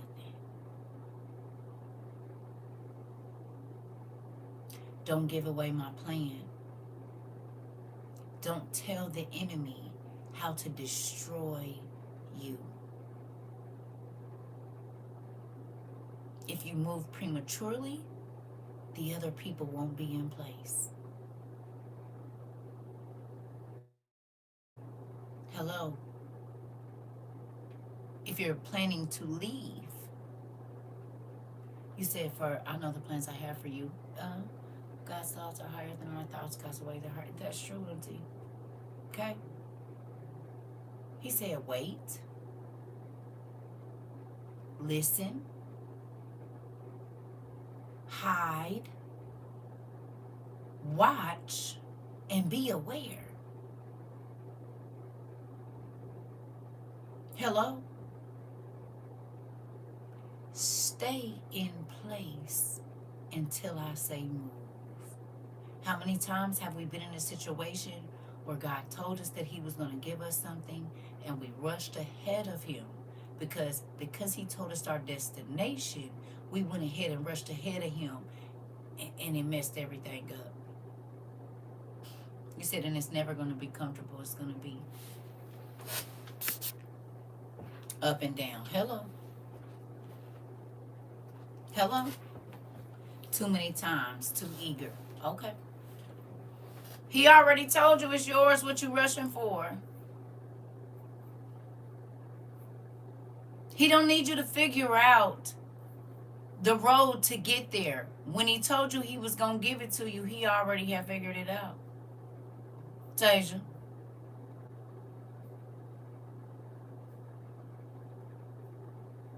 You said if we just get somewhere and sit down, God can work in our life. Hello. Here we go. It says they went to a place west of Ai between Bethel and Ai. But Joshua stayed the night with his people. Early the next morning, Joshua gathered the men together. Then Joshua and the leaders of Israel led the men to Ai. All the soldiers who were with Joshua marched to Ai. They stopped in front of the city. The army made its camp north of the city. There was a valley between the army and Ai. Then Joshua chose about 5,000 men, and he sent these men to hide in the area west of the city between Bethel and Ai. So Joshua had prepared his men for the fight. The main camp was north of the city. The other men were hiding to the west. That night, Joshua went down into the valley. Later, the king of Ai saw the army of Israel. God ain't going to let your enemy see you until he's ready for them to see you.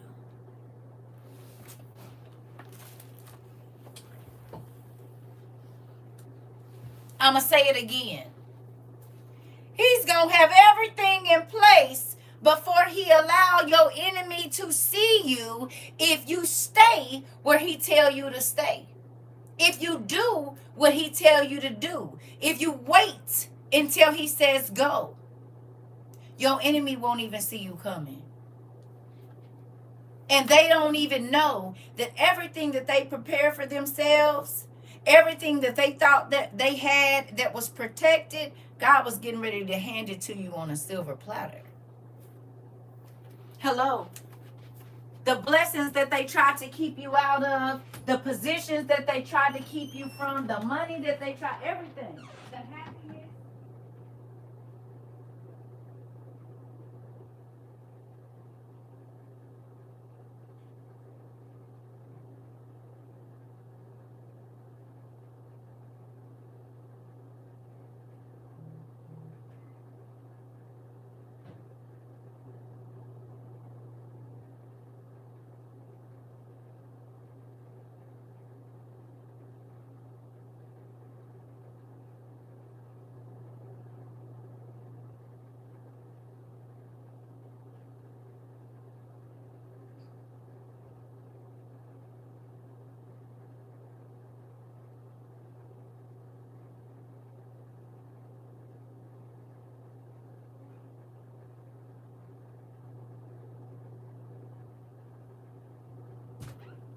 God has already promised it to you.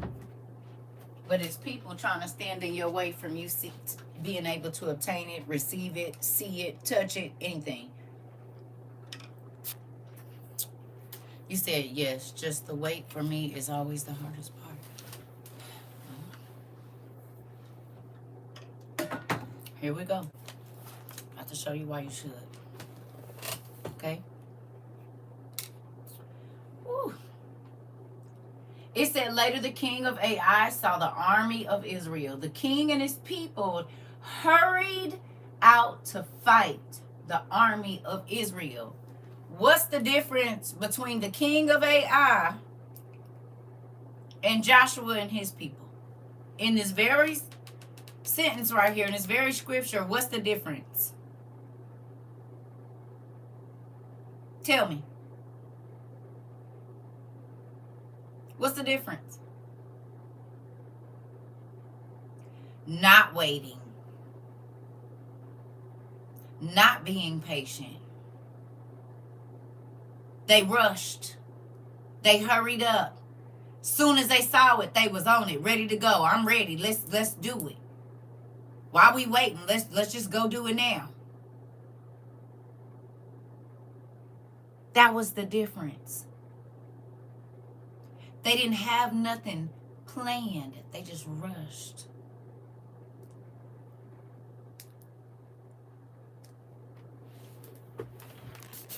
You said I used to get into it with my mom because she couldn't understand the way I move. And I explained that I move when God tells me to. That part. Come on. Come on. You said Joshua King already knew the plans. Listen, it's a real thing. Here we go. It says the king of Ai went out The king of Ai went out the east side of the city toward the Jordan Valley. So he did not see the soldiers hiding behind the city.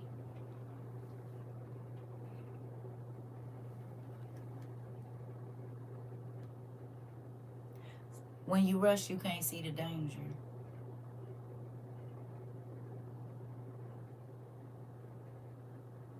I'm going to say it again. When you rush, because most time when you rushing forward.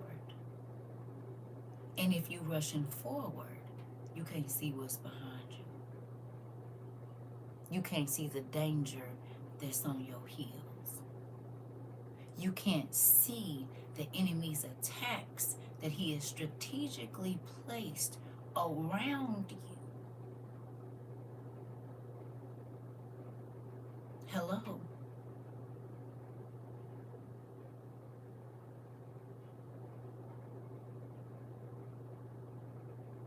You ever seen, like in Game of Thrones or whatever, somebody is walking along the road, riding on a horse, and they think they in the woods or on this road all by themselves. You said, so that's why the enemy always rushes us to do certain things. Come on. You said, like a riptide, I've been in one. I was so scared I thought I was going to drown, and I'm a strong swimmer. Come on. The people be riding down the road, and then what happened? Folks jumping out of trees, jumping out from behind bushes, swinging down, knocking them off the horses. Right? They didn't see the enemy hiding in wait, laying in wait to attack.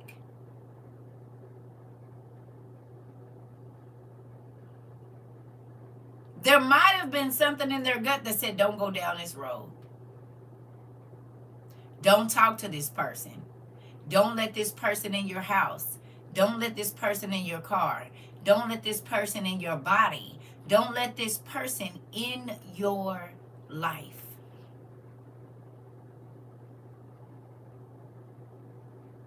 You said you've been there. So true. Wisdom is life. It's a real thing. Okay? Because the enemy has a strategy to take you down quickly.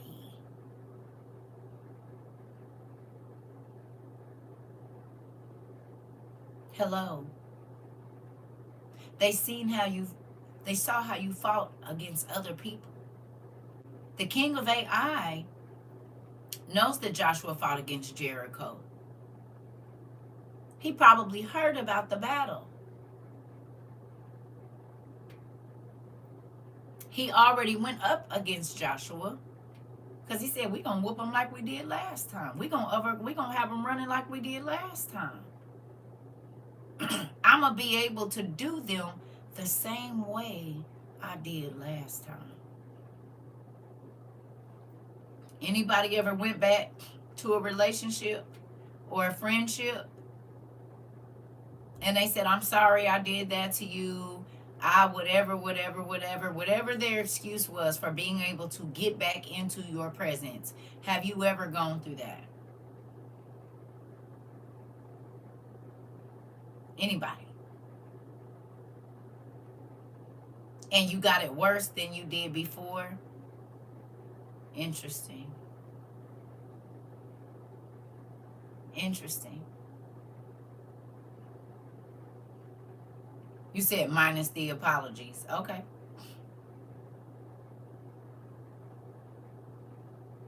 Can I ask you a question? What happened the last time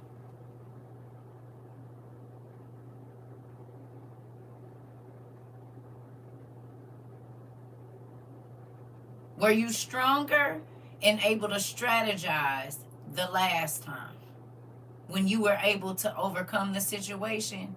When they hit you with the same words that used to break you down? You said she did witchcraft on me. Wow. Yet much worse. I knew I had to cut off the friendship because I felt weird about her and it. You said, and it ended up being she was doing witchcraft. You said, I think he heard finish her when I spent the block. That part. Huh?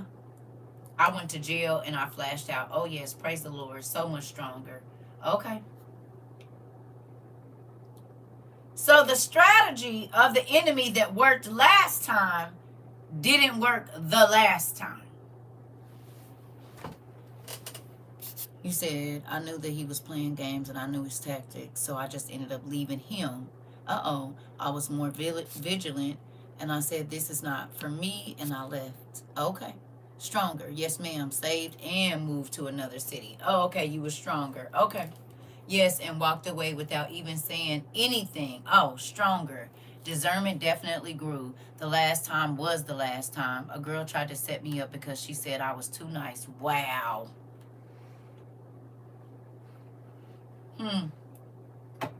So the enemy's plan that worked before, the last time it didn't work. Excuse me. The weapons that they used to destroy you all the other times, you said way stronger. Come on, Joy. Their plan to put you back under their thumb or make you dependent on them or make you whatever it was, it didn't work.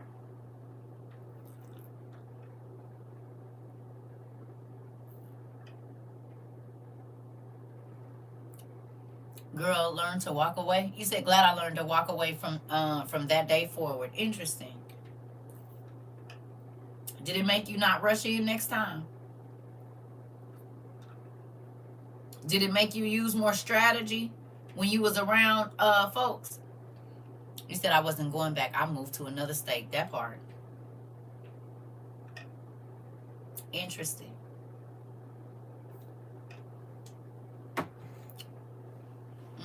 Can I ask you a question? Did it change when you started allowing God to fight for you and to tell you where to stand and when to speak and not when to speak? I mean, when not to speak and to be hidden or seen or go at a specific time? Was that when you were able to win the battle? You said, I'm not out yet, but once I am, it won't happen again. That part. Yes, ma'am. So much more strategy. Oh, okay. When you stood where God told you to stand, when you said what he told you to say, you said you disappear out of people's lives. You said you, auntie. Okay. Interesting.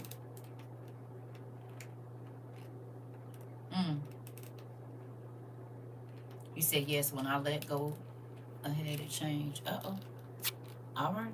You said, yep, I was talking about this last night. You're all kinds of in my house. Let me just clear off this chair for you. Thank you. And I'd like some lemonade with that, please. And a mango if you have it. Thank you. You said, yes, and came out stronger. You said, my child, my crazy self was thinking them heifers was real friends, but technically they wasn't. That part is strange when he's quiet. But you see him moving. Yeah. Okay. Okay. All right. Isn't that interesting? Okay. Here we go.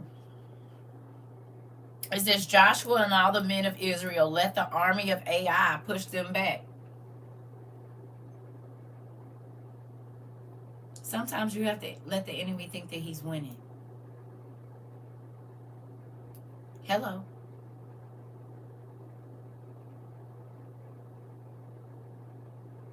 Sometimes you have to let the enemy think that he is winning and that he is running you. Whole time, they setting themselves up in a trap. Watch. Joshua and his men began running east toward the desert. The people in the city began to shout and started to chase them. All the people left the city. All the men of Ai and Bethel chased the army of Israel. The city was left open.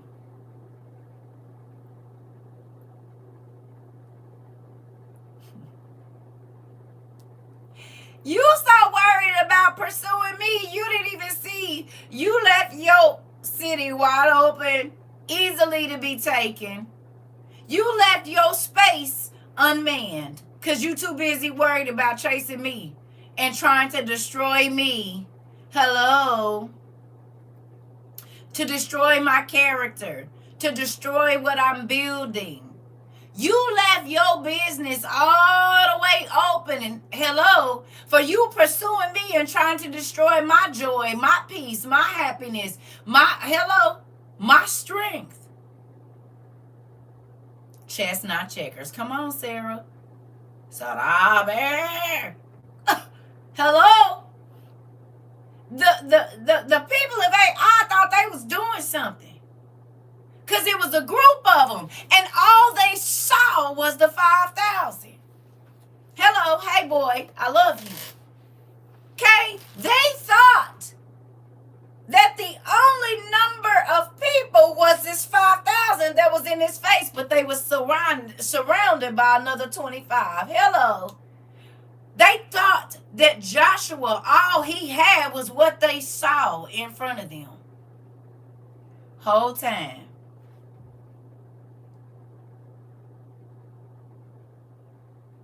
Let's see what happened. They had to let the enemy think that they were running them. Okay? They had to let the enemy think that it was going to be like the last time. But God had already told them, when you leave here, ain't nothing going to be left standing. And anything of value will be in your possession if you listen. You will not walk away this time from this fight empty-handed. As a matter of fact, you're going to have enough for you and the people around you if you listen. If you stay where I tell you to stay, if you don't move until I tell you to move, and if you do what I tell you to do.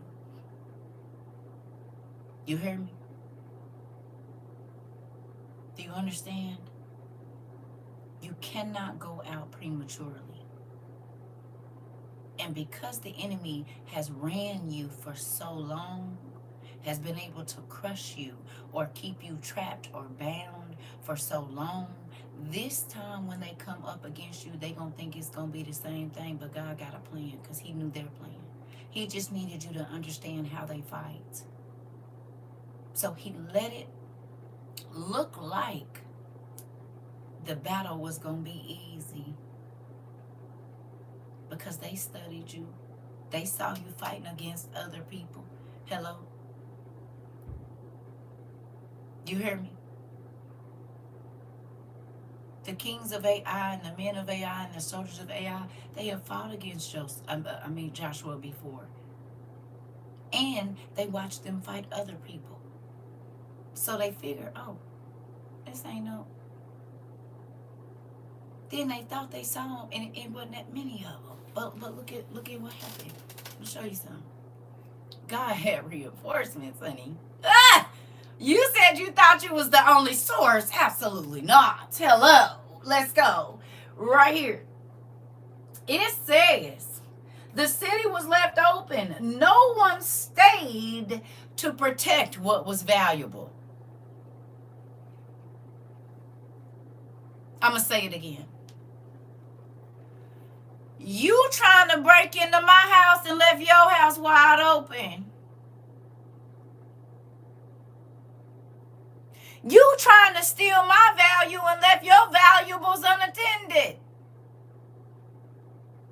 You came over to my foundation with a sledgehammer, hello, something that was being poured, and started to break it up, okay?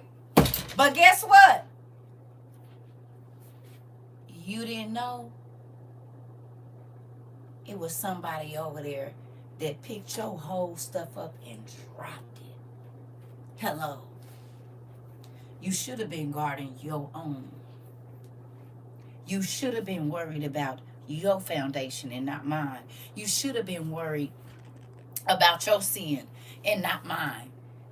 Hello. You should have been worried about your blessings and not mine. You should have been worried about who loved you and not who was loving on me. Hello. Because you can't chase me, trying to destroy me and protect yours. Hello.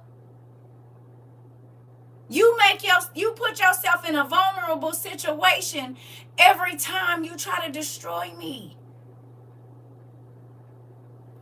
Hello. Because you think this is all what you see, but you don't know. God got some reinforcements set for me. Hello. Hello. I done learned your strategy this time. I know. Okay, I can't go with you head on. You said blind hatred will get you every time. Come on, auntie.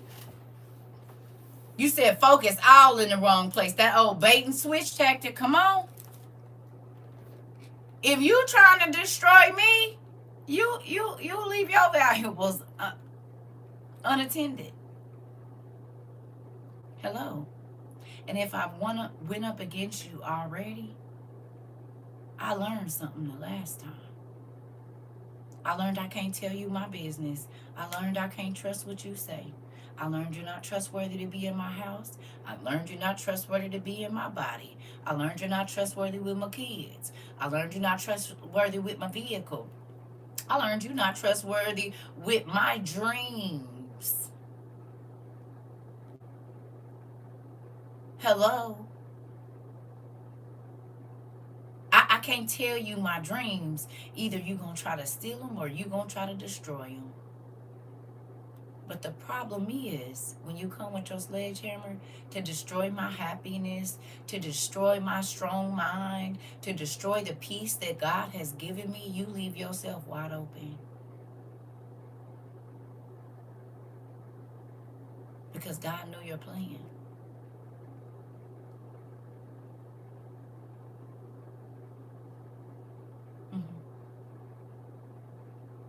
He knew it.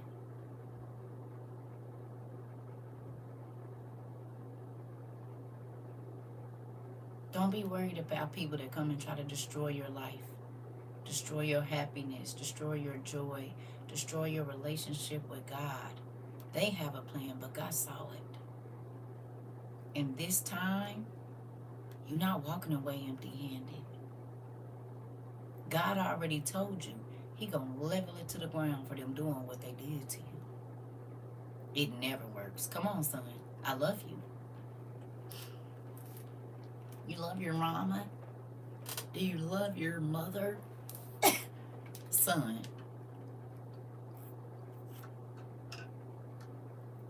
Don't worry about them trying to destroy your character. God calling in reinforcements. You said this is too timely. Well, good. Wisdom is life. Here we go.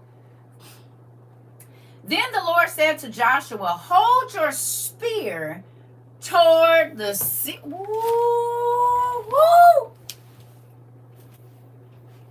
Got one. Do. We gonna pretend this is one.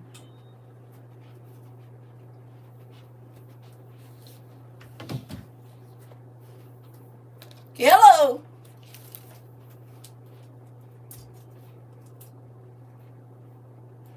Huh? What he telling? Then the Lord said to Joshua, hold your spear toward the city that I'm going to destroy. Hold your spear towards the enemy. Hold the tip of destruction, point it in a direction where I'm about to do something. Hello? And keep it there. Don't let your spear down. Hold on. He said, Joshua, excuse me, I'm sorry. Hold on.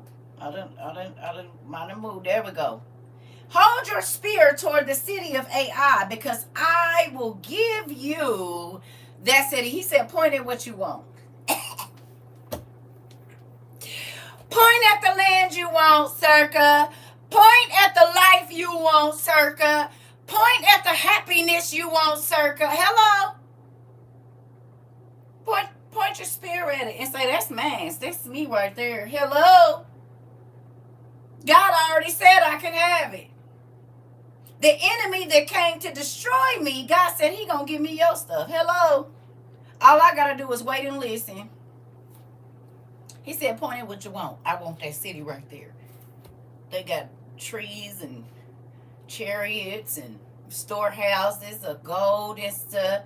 And yeah, God, the last time he said, that's all right. You didn't take none last time. It wasn't time yet. They didn't have enough yet. Hello. But everything that you pointing at, I'm going to give it to you. Hello. Hello. Hello. Let's keep going. Let's see. What did he say? Hold your spear towards the city of Ai, because I will give you that city. So Joshua held his spear toward the city of Ai. When the Israelites who were hiding saw this, they quickly came out from their hiding place and hurried toward the city. They entered the city and took control of it. Then the soldiers started fires to burn the city. The men from Ai looked back. Ooh-wee. All right. How many times has a person looked back on the times that they tried to destroy you? And baby, when they look back, everything that they owned was burning to the ground. The same pain that they wished to inflict on you, when they stopped focusing on you, they turned around and saw everything that they had been building and growing and nurturing being burned to the ground. They was too focused on destroying you to protect what it was that they already had. The same fate, the same hurt, the same disappointment, the same lies that they told to you, they coming back. The same deceit that they had for you, yeah, they gonna turn around and see it was waiting on them at home. Because you somebody, baby. And so then they plan to deceive you, and so then their children have to be deceived. They planned to hurt your heart, and so then their heart, oh, okay. They planned to ruin your business, and guess what? They got fired from their job. Because when you so focused on destroying what God has given me, you can't protect yours. God said, get them out in the open. Hello. Let your enemies expose themselves. They gotta think that they conquered you. They have to think that you have counted yourself out and that you waving your flag, but really, I was just showing you how they move. So the next time you go into battle with them, you're going to walk away with what you came for. Hello. And they going to watch what they built burn to the ground. They're going to watch what they thought kept them safe be taken away because of the pain that they wanted to inflict on you. Come on. You said they threw some stumbling blocks in your way. They was building a wall for themselves. Hello. Hello. They tried to stop your happiness. They won't see none. Hello. They tried to stop the will of God in your life. It ain't going to be over there. They deceived you. They going to be deceived. And because they've already done it to you once, they think they're going to get away with it again. They don't know they was just leaving themselves open for destruction. And whatever it is that they intended to do to you, it will be repaid to them. Crazy, right? Hello. Let's look and see. It says the men from Ai looked back and saw their city burning. When they saw when they saw the smoke rising into the sky, they lost their strength and courage. Ah, you kept trying to tear down my self-esteem. You kept trying to break me. You wanted to embarrass me. You wanted to make people look at me differently. You saw my strength and said, I'm going to break it. I'm going to break your courage. I'm going to break your tenacity. I'm going to break your perseverance so people can see you as weak and gossip. They not by themselves. No. How do you like them apples? Come on, Sarah. Because guess what? When you running over here to destroy me, you left your door open. And somebody in your house now. And they carrying off all the stuff. That's why I don't want to hurt nobody. That's why I don't want to set out to ruin anybody. Because the moment that you start to pursue someone to destroy them, you leave yourself open to an enemy that is chasing you.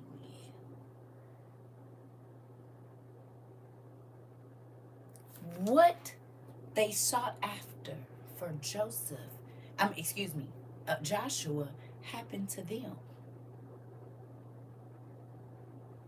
They thought that Joshua was vulnerable. They thought that Joshua and the 5,000, that's all there was. They didn't know that there were other forces like God's angels fighting with them. And they left their valuables unattended to come in and cut me down. You said you got me crying over here. God is good. That's what I'm saying. Don't worry about the people that went up against you and they thought they overcame you. They didn't. God was just showing you how they fight, and he needed your enemies to expose themselves. Hello. The people that sat back and watched you so that they could learn how to destroy you, your strengths and your weaknesses.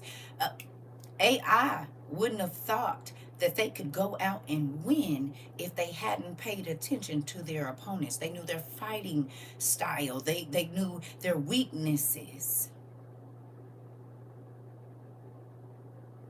So they thought it was going to be easy. Hello.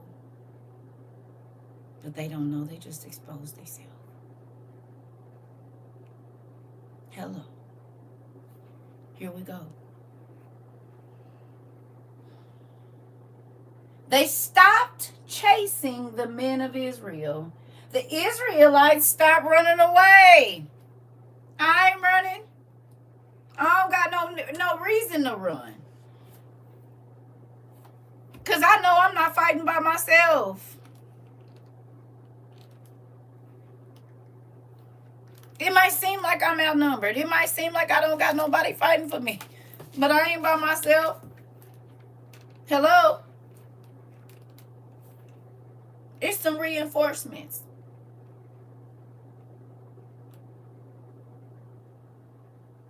You got to leave your house to come pursue me. You got to leave your space to come tear mine down. Hello? You got to lose your peace to cause me to lose mine.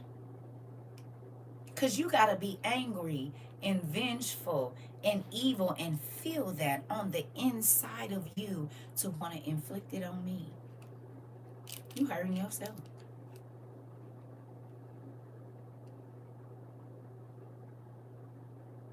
Hello? You're opening yourself up to the same tormenting demons that cause you to torment me. Hello? You said all of this. Listen.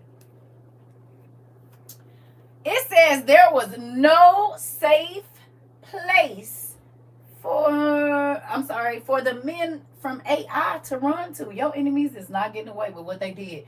When Joshua and his men saw that his army had taken control of the city and that smoke was rising from it, they stopped running away and turned to fight the men of Ai. Then the men who were hiding came out of the city to help with the fight. The army of Israel was on both sides of the men of Ai. The men of Ai were trapped. The same trap they thought you was in, the same trap they put you in, they put themselves in it. Israel defeated them. They fought until none of them from Ai were left alive. None of the enemy escaped. But the king of Ai was left alive. Joshua's men brought him to Joshua. Huh? Huh? Huh? They can't tear up your house without leaving their house unattended. They can't tear up your relationship without leaving theirs unattended. They cannot try to diminish or to destroy your livelihood without leaving theirs open.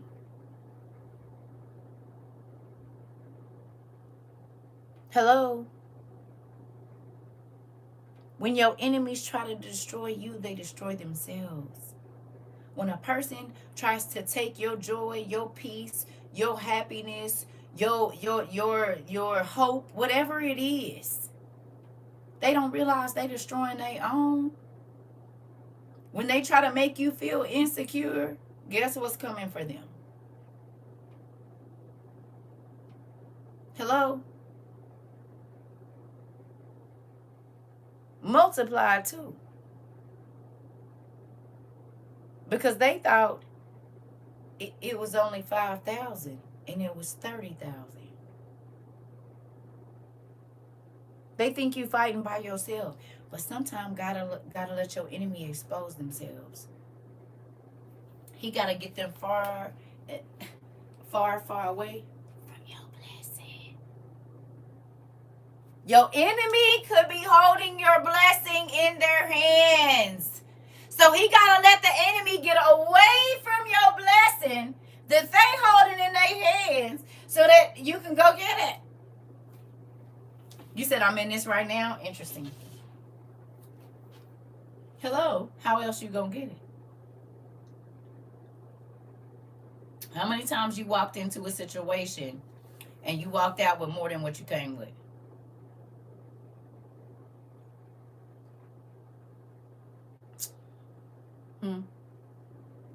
And the person that set out to destroy you, they lost. But you gained. And not only enough for yourself, but for the people around you. You said, and still trying to bully me. I believe it. You said, many, thank God. Okay. Okay.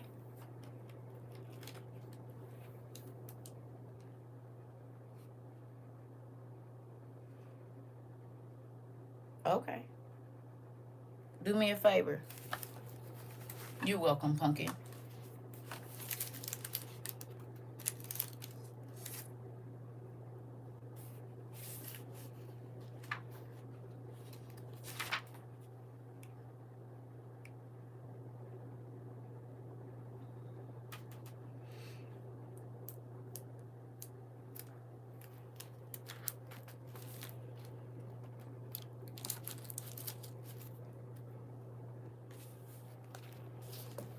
Hold on, y'all. Give me 1 second. Don't worry about your enemies that try to destroy you, embarrass you, belittle you, whatever it is. Don't worry about it. They put themselves in a vulnerable position the moment they started trying to pursue you and to destroy you. Do you hear me?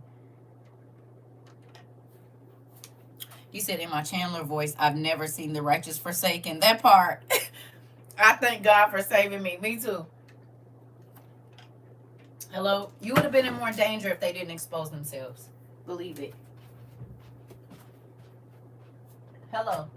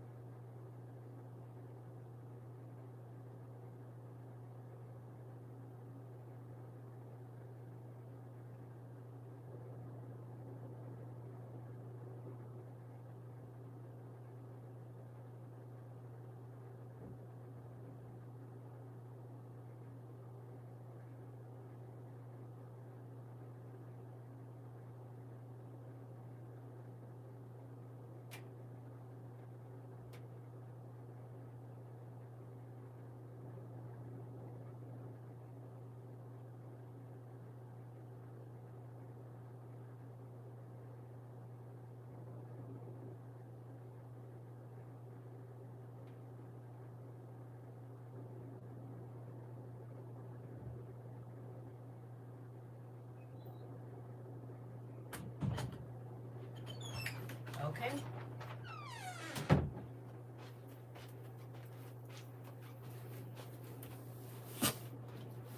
So look, go back to your book one. We on page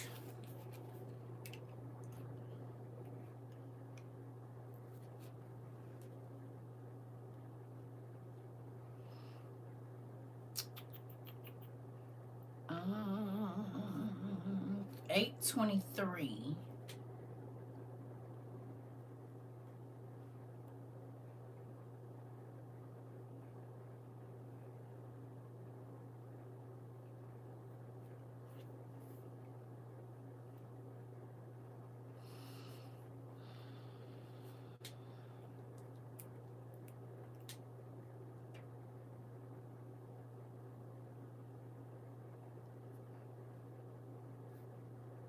Who knows Joseph's dream?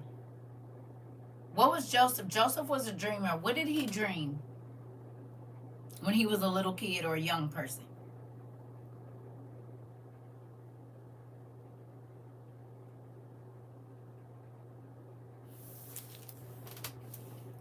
That his brothers would bow to him. And you bow to people that have what?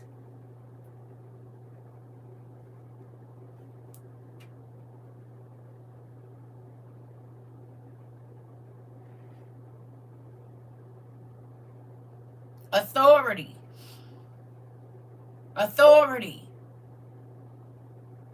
So when Joseph was dealing with the Memphian woman who kept telling him, if you lay with me, if you just let me kiss you one time, if you just let me one time, if you, whatever it is that you want, I will give it to you.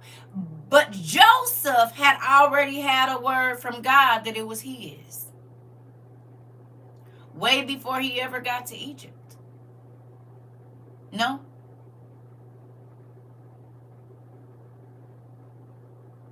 Huh?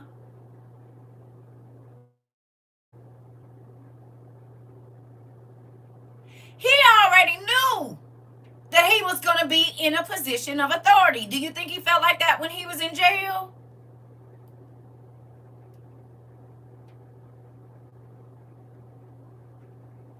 When he first got there, when he was sold into slavery, do you think that he thought that he would be running to jail? No, I'm sure he didn't.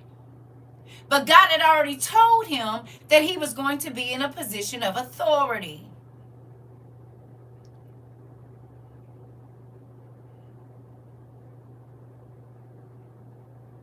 He went in a prisoner.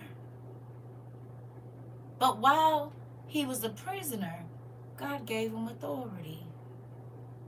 And then the devil sent somebody to destroy his character, to destroy his walk, to trick him in to sinful behavior. Because the devil wanted him to lose out on what God had already promised him. To be at a level of influence. To be at a level of authority. The devil used this Memphian woman.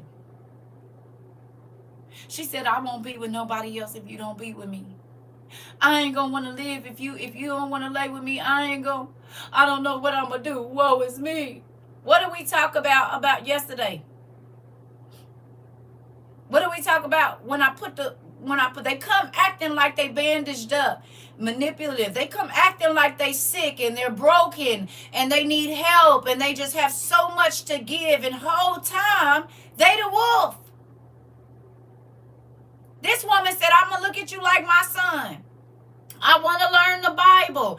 I'm going to look at you like my family. I see you. I love you. I care for you. I want to see the best for you. I know you had a hard time when you was down and out and this and that. And I just want to see the best for you. Whole time she wanted to see the best time for her.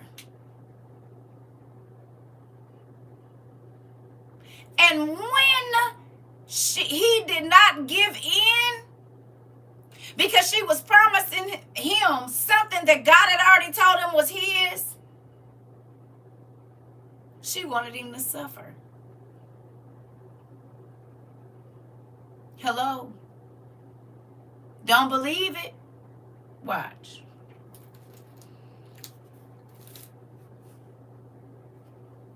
Go back over here to page 822. At the bottom, right here at 14. Look here. Now we know she didn't send him food. She didn't send him clothes. She didn't say, I look at you like my family. But the whole time, she was trying to make people believe she loved him like family, but she had eros in her heart. Okay? Look it. You don't give me what I want from you, you're going to suffer. Has anybody ever said or their actions shown that? They promised you all of these things, to take care of you, to stand by your side, to be there, to be a good friend to you, that they won't hurt you anymore, that they'll be a good spouse to you. We're in book 1, page, the Old Testament Supagrapha. But the moment that you didn't give them what they wanted to see you suffer. And they sat back and watched you suffer. Hello? Look. The Memphian woman was watching through the doors as they beat me, for her residence was nearby. Oh, so you creeping and you watching from a distance? You came in. You already saw I was in a bad situation. You pretended to come and help and be a kind word and all of this old stuff. And whole time it was something that you wanted from me. And when I didn't give it to you, I had to suffer. But me suffering wasn't enough. You wanted to watch me suffer. All because I didn't give you what you wanted from me. You couldn't use me anymore. You couldn't take advantage of me anymore. You couldn't make me give my gift away, my body away, my time away, whatever it was. Now you want me to suffer. Now you want me to be destitute. Now you want me to beg you. Now you want me to, come on. Hello. It says she sent a message to him. Your sentence is unjust because you have punished as a wrongdoer someone who, though a free man, was stolen. But since I did not change my statement while they were beating me, he ordered me to be imprisoned until, he said, the masters of the servant boy arrive. But the woman said to her husband, why do you detain in bonds this young man who through a captive is born well? Rather he should be set free and attended to by servants. She wanted to see me by reason of her sinful passion.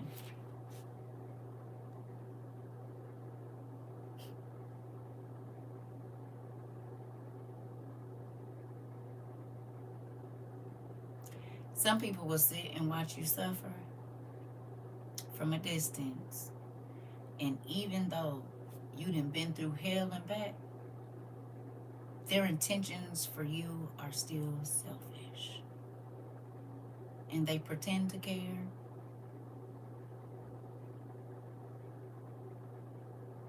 And the whole time, they just want what they want from you. You said selfish. Nothing is good enough. Come on.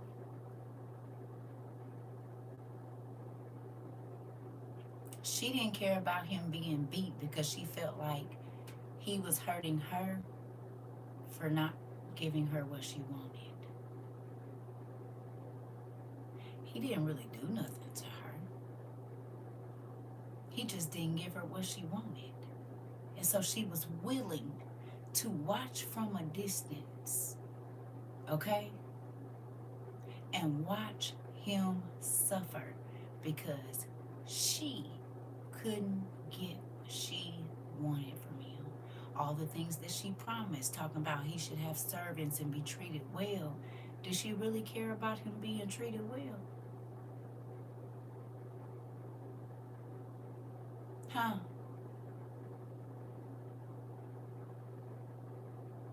Did she? Or did she just want what she wanted? At all cost. She would say and do whatever she needed to do to get what she wanted. Even caused him pain. Was she trying to break him down? First, she said, I love you like you my son.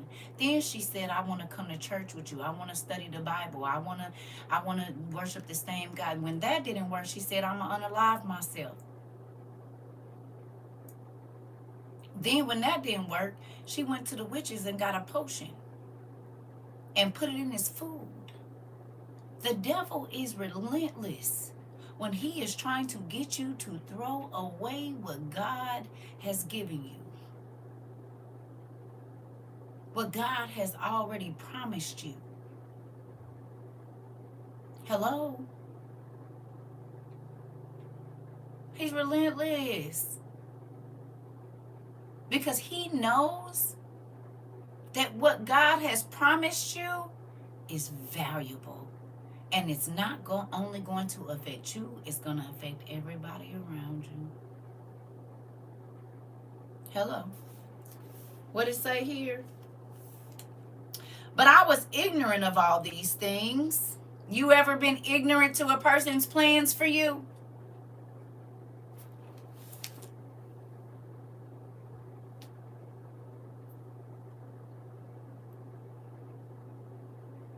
Came speaking kind words whole time they really just want you to suffer? You said my own. Hello? Too many times. They came acting like they wanted to help you and like they were there to support you. And whole time, the moment they couldn't get what they wanted from you, they wanted you to suffer. And you were ignorant to the plan. Can I ask you a question? Was God? Hey, little girl, I love you too. Good morning, Emu. Was God ignorant to their plan of wanting you to suffer? Wanting you to be destitute? He wasn't. He wasn't. No, he wasn't.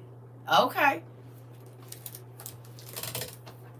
He knows all. They thought, watch this though. See, look here. Okay. Do you see this right here? He said to her, it is not proper for Egyptians to take away what belongs to others before the evidence has been presented.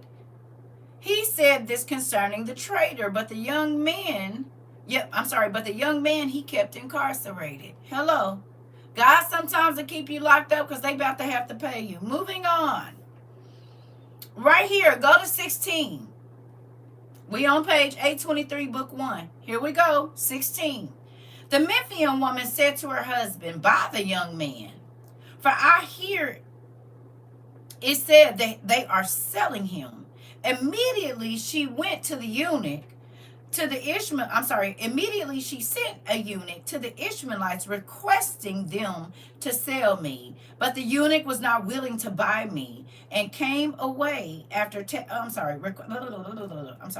But the eunuch was not willing to buy me and came away after testing them out. He told his mistress that they were asking a great deal of money for the boy.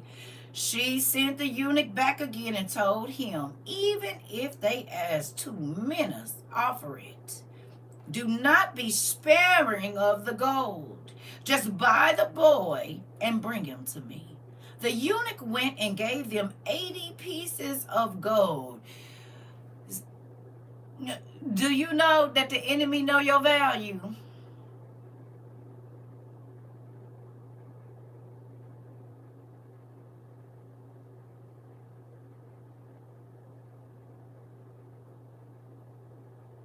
She kept trying to get Joseph to give what was valuable away.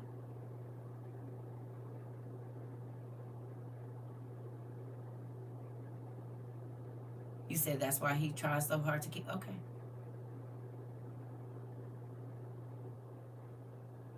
The enemy is willing to pay top dollar for you.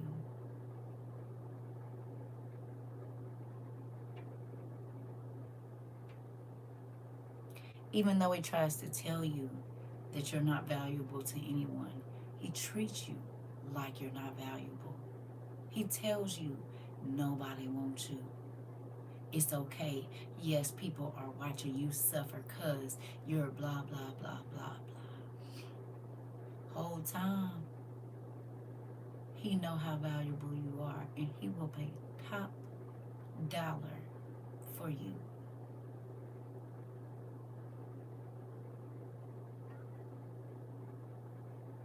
Hello. He'll give you whatever you want to keep you from focusing on what God said he's going to give you. Hello. He will do and say whatever he can do to get near you, to get close to you. You don't see that she was watching her husband at all, but she knew everything that was going on with Joseph. She wasn't worried about her kids.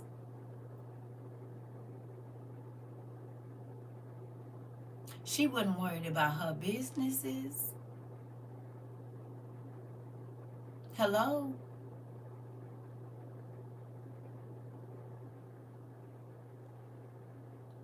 But she was willing to pay a whole bunch of money for something that didn't belong to her.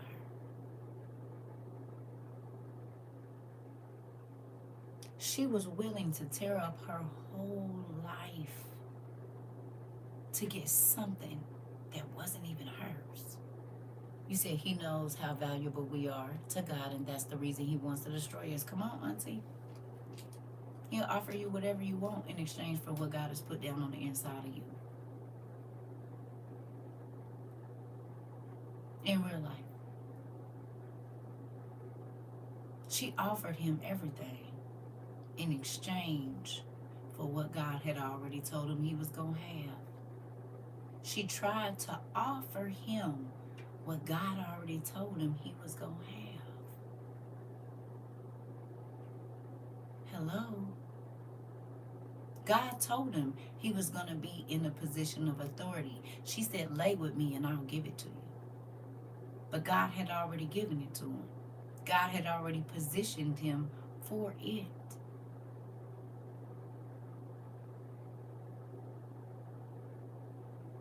Okay. Here we go. The eunuch went and gave them 80 pieces of gold and took me away. But he told the Egyptian woman he had paid 100.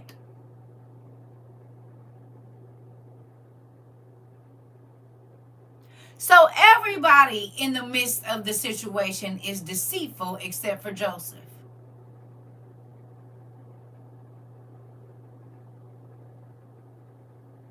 Huh?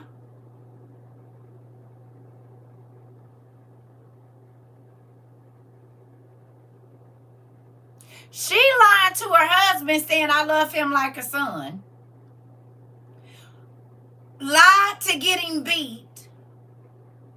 Tell him I'll kill myself. I'll do this. I'll do that. Whatever you want to do, just let me lay with you. I love you. I don't want to be with nobody else. I don't even love my husband. If I can't be with you, I don't want to live no more. I'll give you everything. If you want me to get rid of my husband, I'll get rid of him. And then you can take his position. And then we can just rule the kingdom together and forget my kids because they don't need their daddy anyway. Because I just want what I want from you.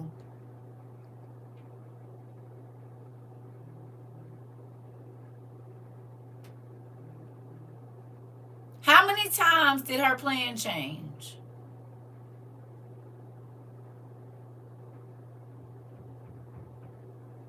How many faces did she put on to get close to Joseph? She put on the mama face. She put on the I'm in love with you face. She put on the I want to know about God and I believe in God and I put down all my idols face.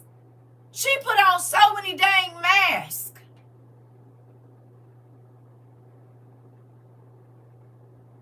Hello? You said came to my church and all. Hello? Her plan changed every time he rejected her, shaking my head. She came up with a new one.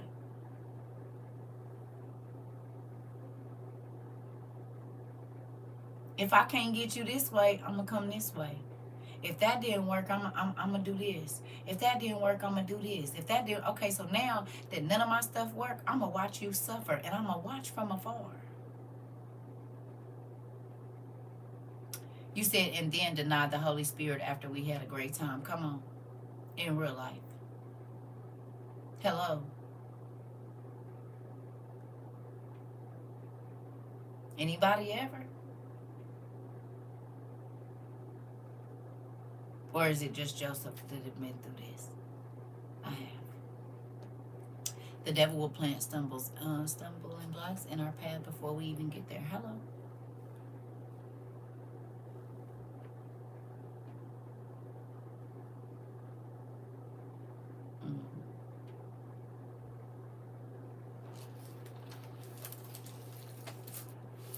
I'm about to show y'all something. I don't know if it's going to do it, but I hope it does.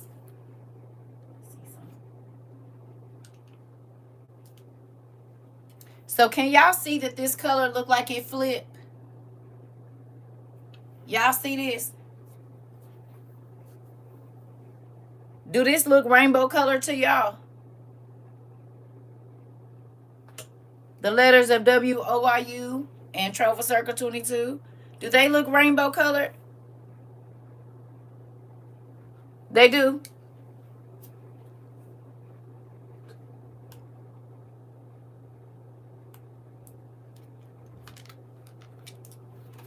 How about now?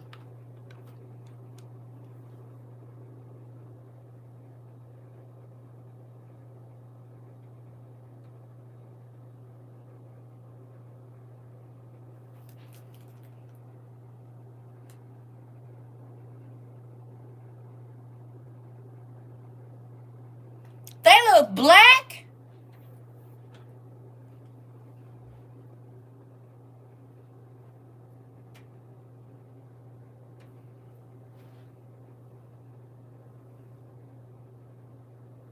Same letters. Same letters. Same letters, but when a light is shown on them, guess what? They change.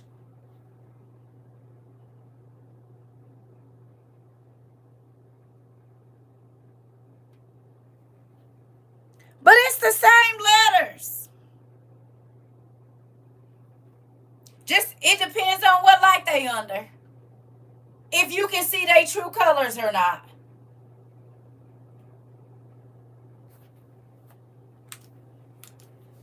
Because on this side, it look black. But under this lighting, you can see the colors. But if you put a different light on it, baby, it look completely different. Hello. The colors change.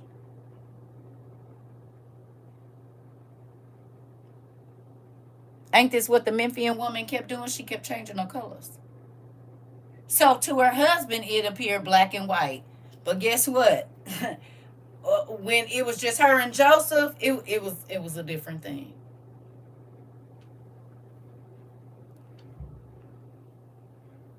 Hello. Her true colors was exposed. Hello. It just depends on what light you looking at that person under. It depends on if God is shining his light over there or not. If you're going to be able to see who they really are. You said real life telenovela. That part, Isabel. And pretending like God is not watching us when we do all these. Uh-oh. You said with the light it looks black. Interesting. Ain't that interesting?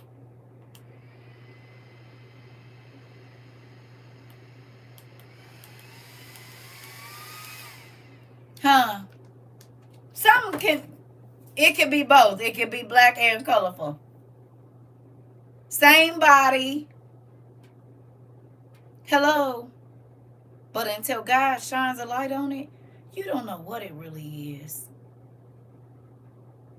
You don't even know if you can believe their words or not. Hello?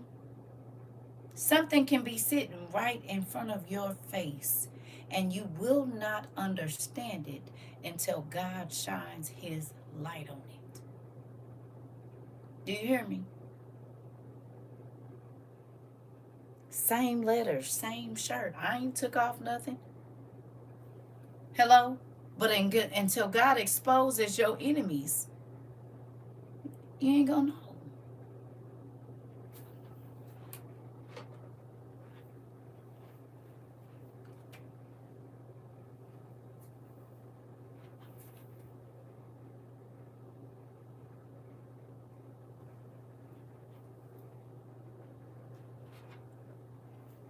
Are you looking at them under your lights or God's lights? By man's standards or by God's standards? We can all be deceived. Hello?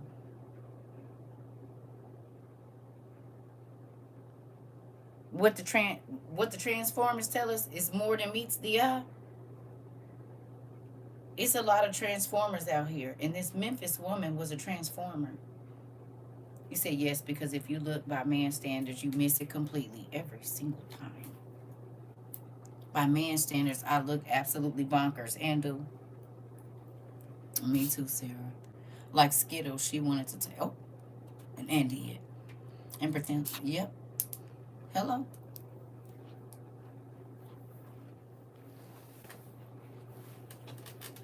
Did Joseph still end up reigning in authority? Was he still a position of authority? And he didn't have to compromise?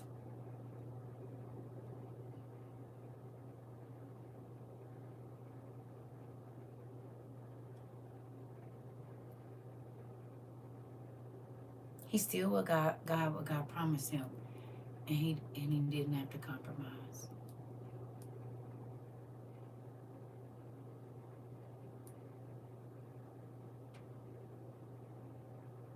The devil only be trying to offer you what God has already sent to you.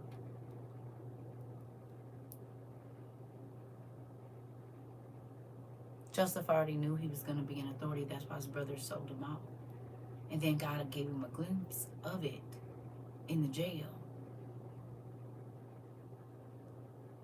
If you can run this little bit of people and keep them cool, I know you can do a whole nation. Hello. You said no more settling. Come on. She had a plan, but God did too. God knew her plan. And God wanted to show Joseph his value. He stayed faithful. He did. And he came out on top too.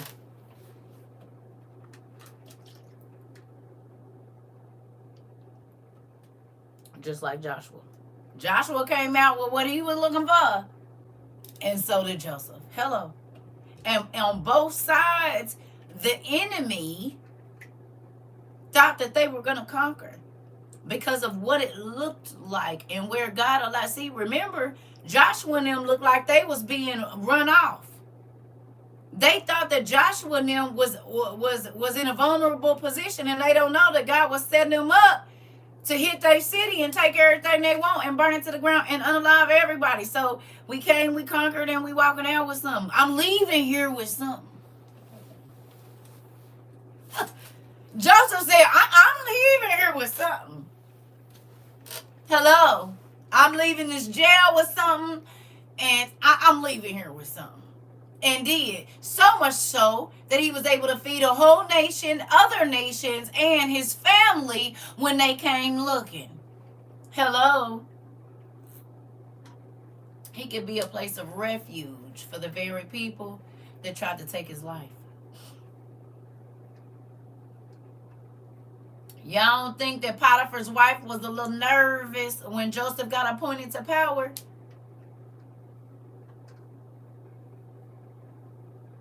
He ran all of Egypt. So then she had to walk around in fear every day the way she caused him to. Hello. You can't give me what God already told me was mine.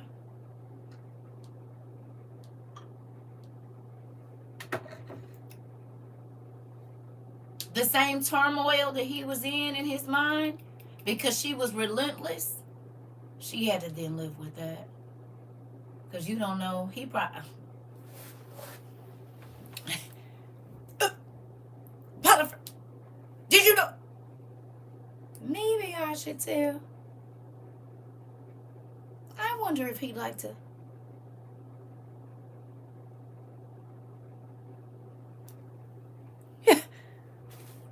Ain't no fun when the rabbit got the gun. Right. Right. You say, hey, family, can y'all please say a prayer for my cousin Brianna? Her boyfriend was unalived with her in the car last night. Yes. Jesus.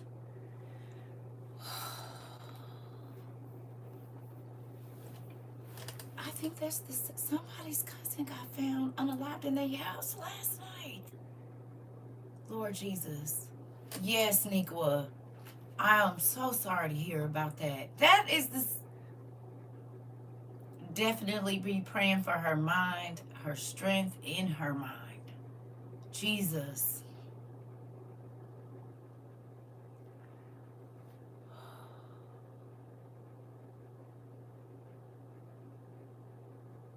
She's okay, right?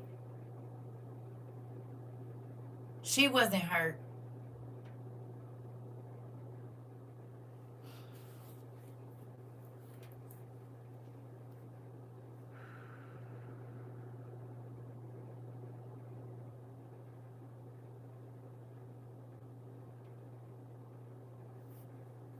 Listen, this is why, listen, the enemy,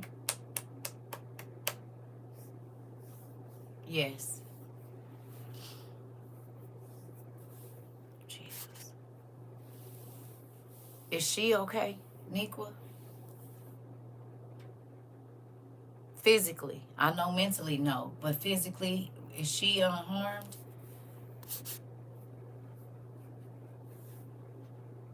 Okay.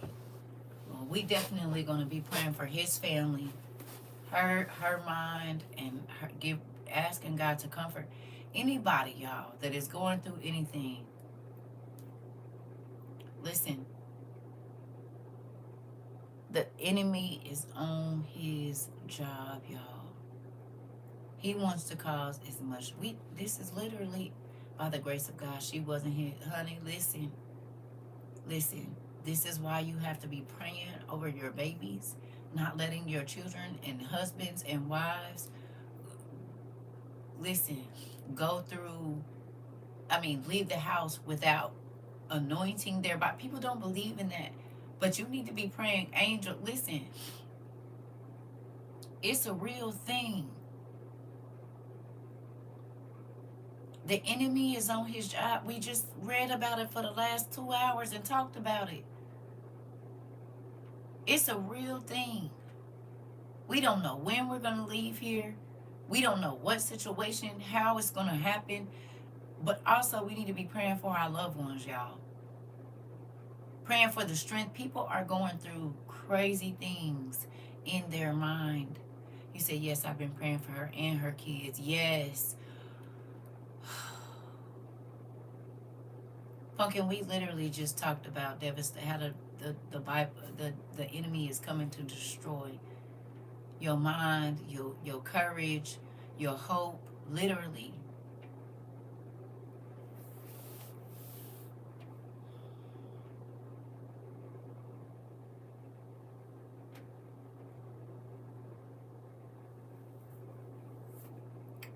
Listen, you say, and he is here, the Antichrist. Listen, it's a real thing, family.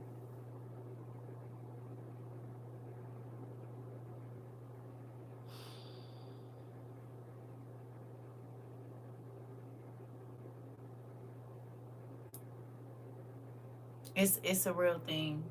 When you said when one door closes, another one opens. It does. Listen,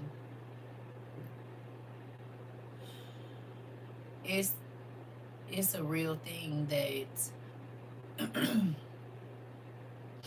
the enemy is on his job, y'all, in every way. You don't have to believe it. You can think things just kind of happen. No, he is strategic in targeting each and every last one of us every day, every single day. He don't care if he has to. He don't care. His job is to cause the most amount of pain and sorrow and disappointment that he can.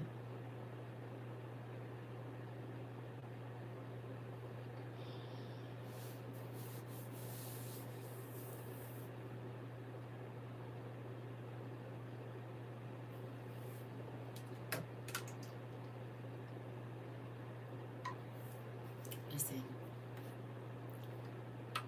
when you pray, don't just pray for your family. Pray for everybody in this world. And I know that seemed like a big thing to do. You hear me? But pray for everybody, even the people that don't like you on this planet. Pray for them too. Pray for their children. Pray for their grandparents. Pray for them. Because the enemy has a goal.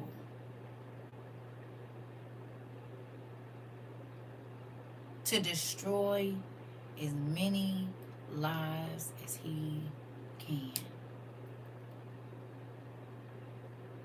And unless you just don't have no family and nobody that cares for you, what affects you affects other people. So he almost be using trials and tribulations like bowling balls. Anybody in the vicinity of that one pin can be taken out, can be knocked down. Satan is in collections. He collecting everything he gave out. I'm trying to tell you. It's a real thing. Okay? Nico, I'm sorry to hear that. For the other people that I cannot remember who found their, I believe it was uncle last night, unalive, someone unalived him last night. I am praying for y'all families, anybody that has lost anybody that has been diagnosed with a sickness, whatever it is. The enemy is working, okay? And this is why the Bible says pray without ceasing. You hear me?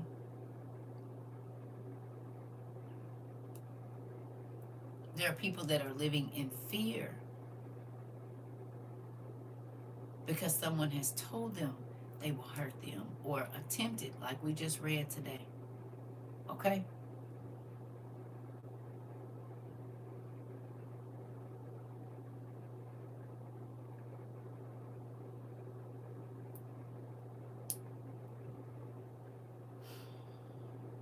And the crazy thing is, all this stuff is just getting worse.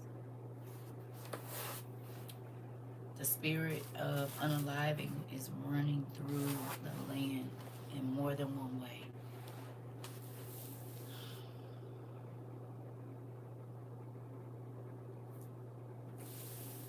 All right, y'all. I'm gonna let y'all go. We might come back later on.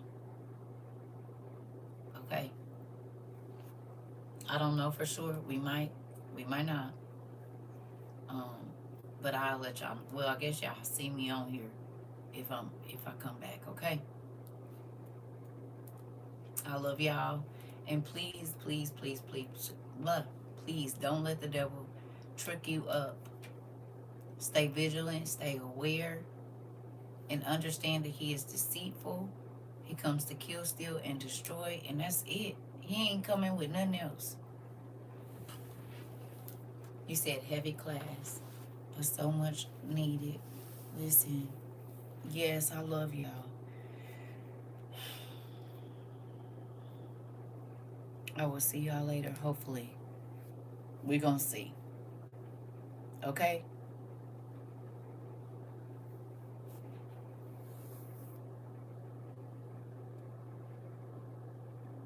I love y'all.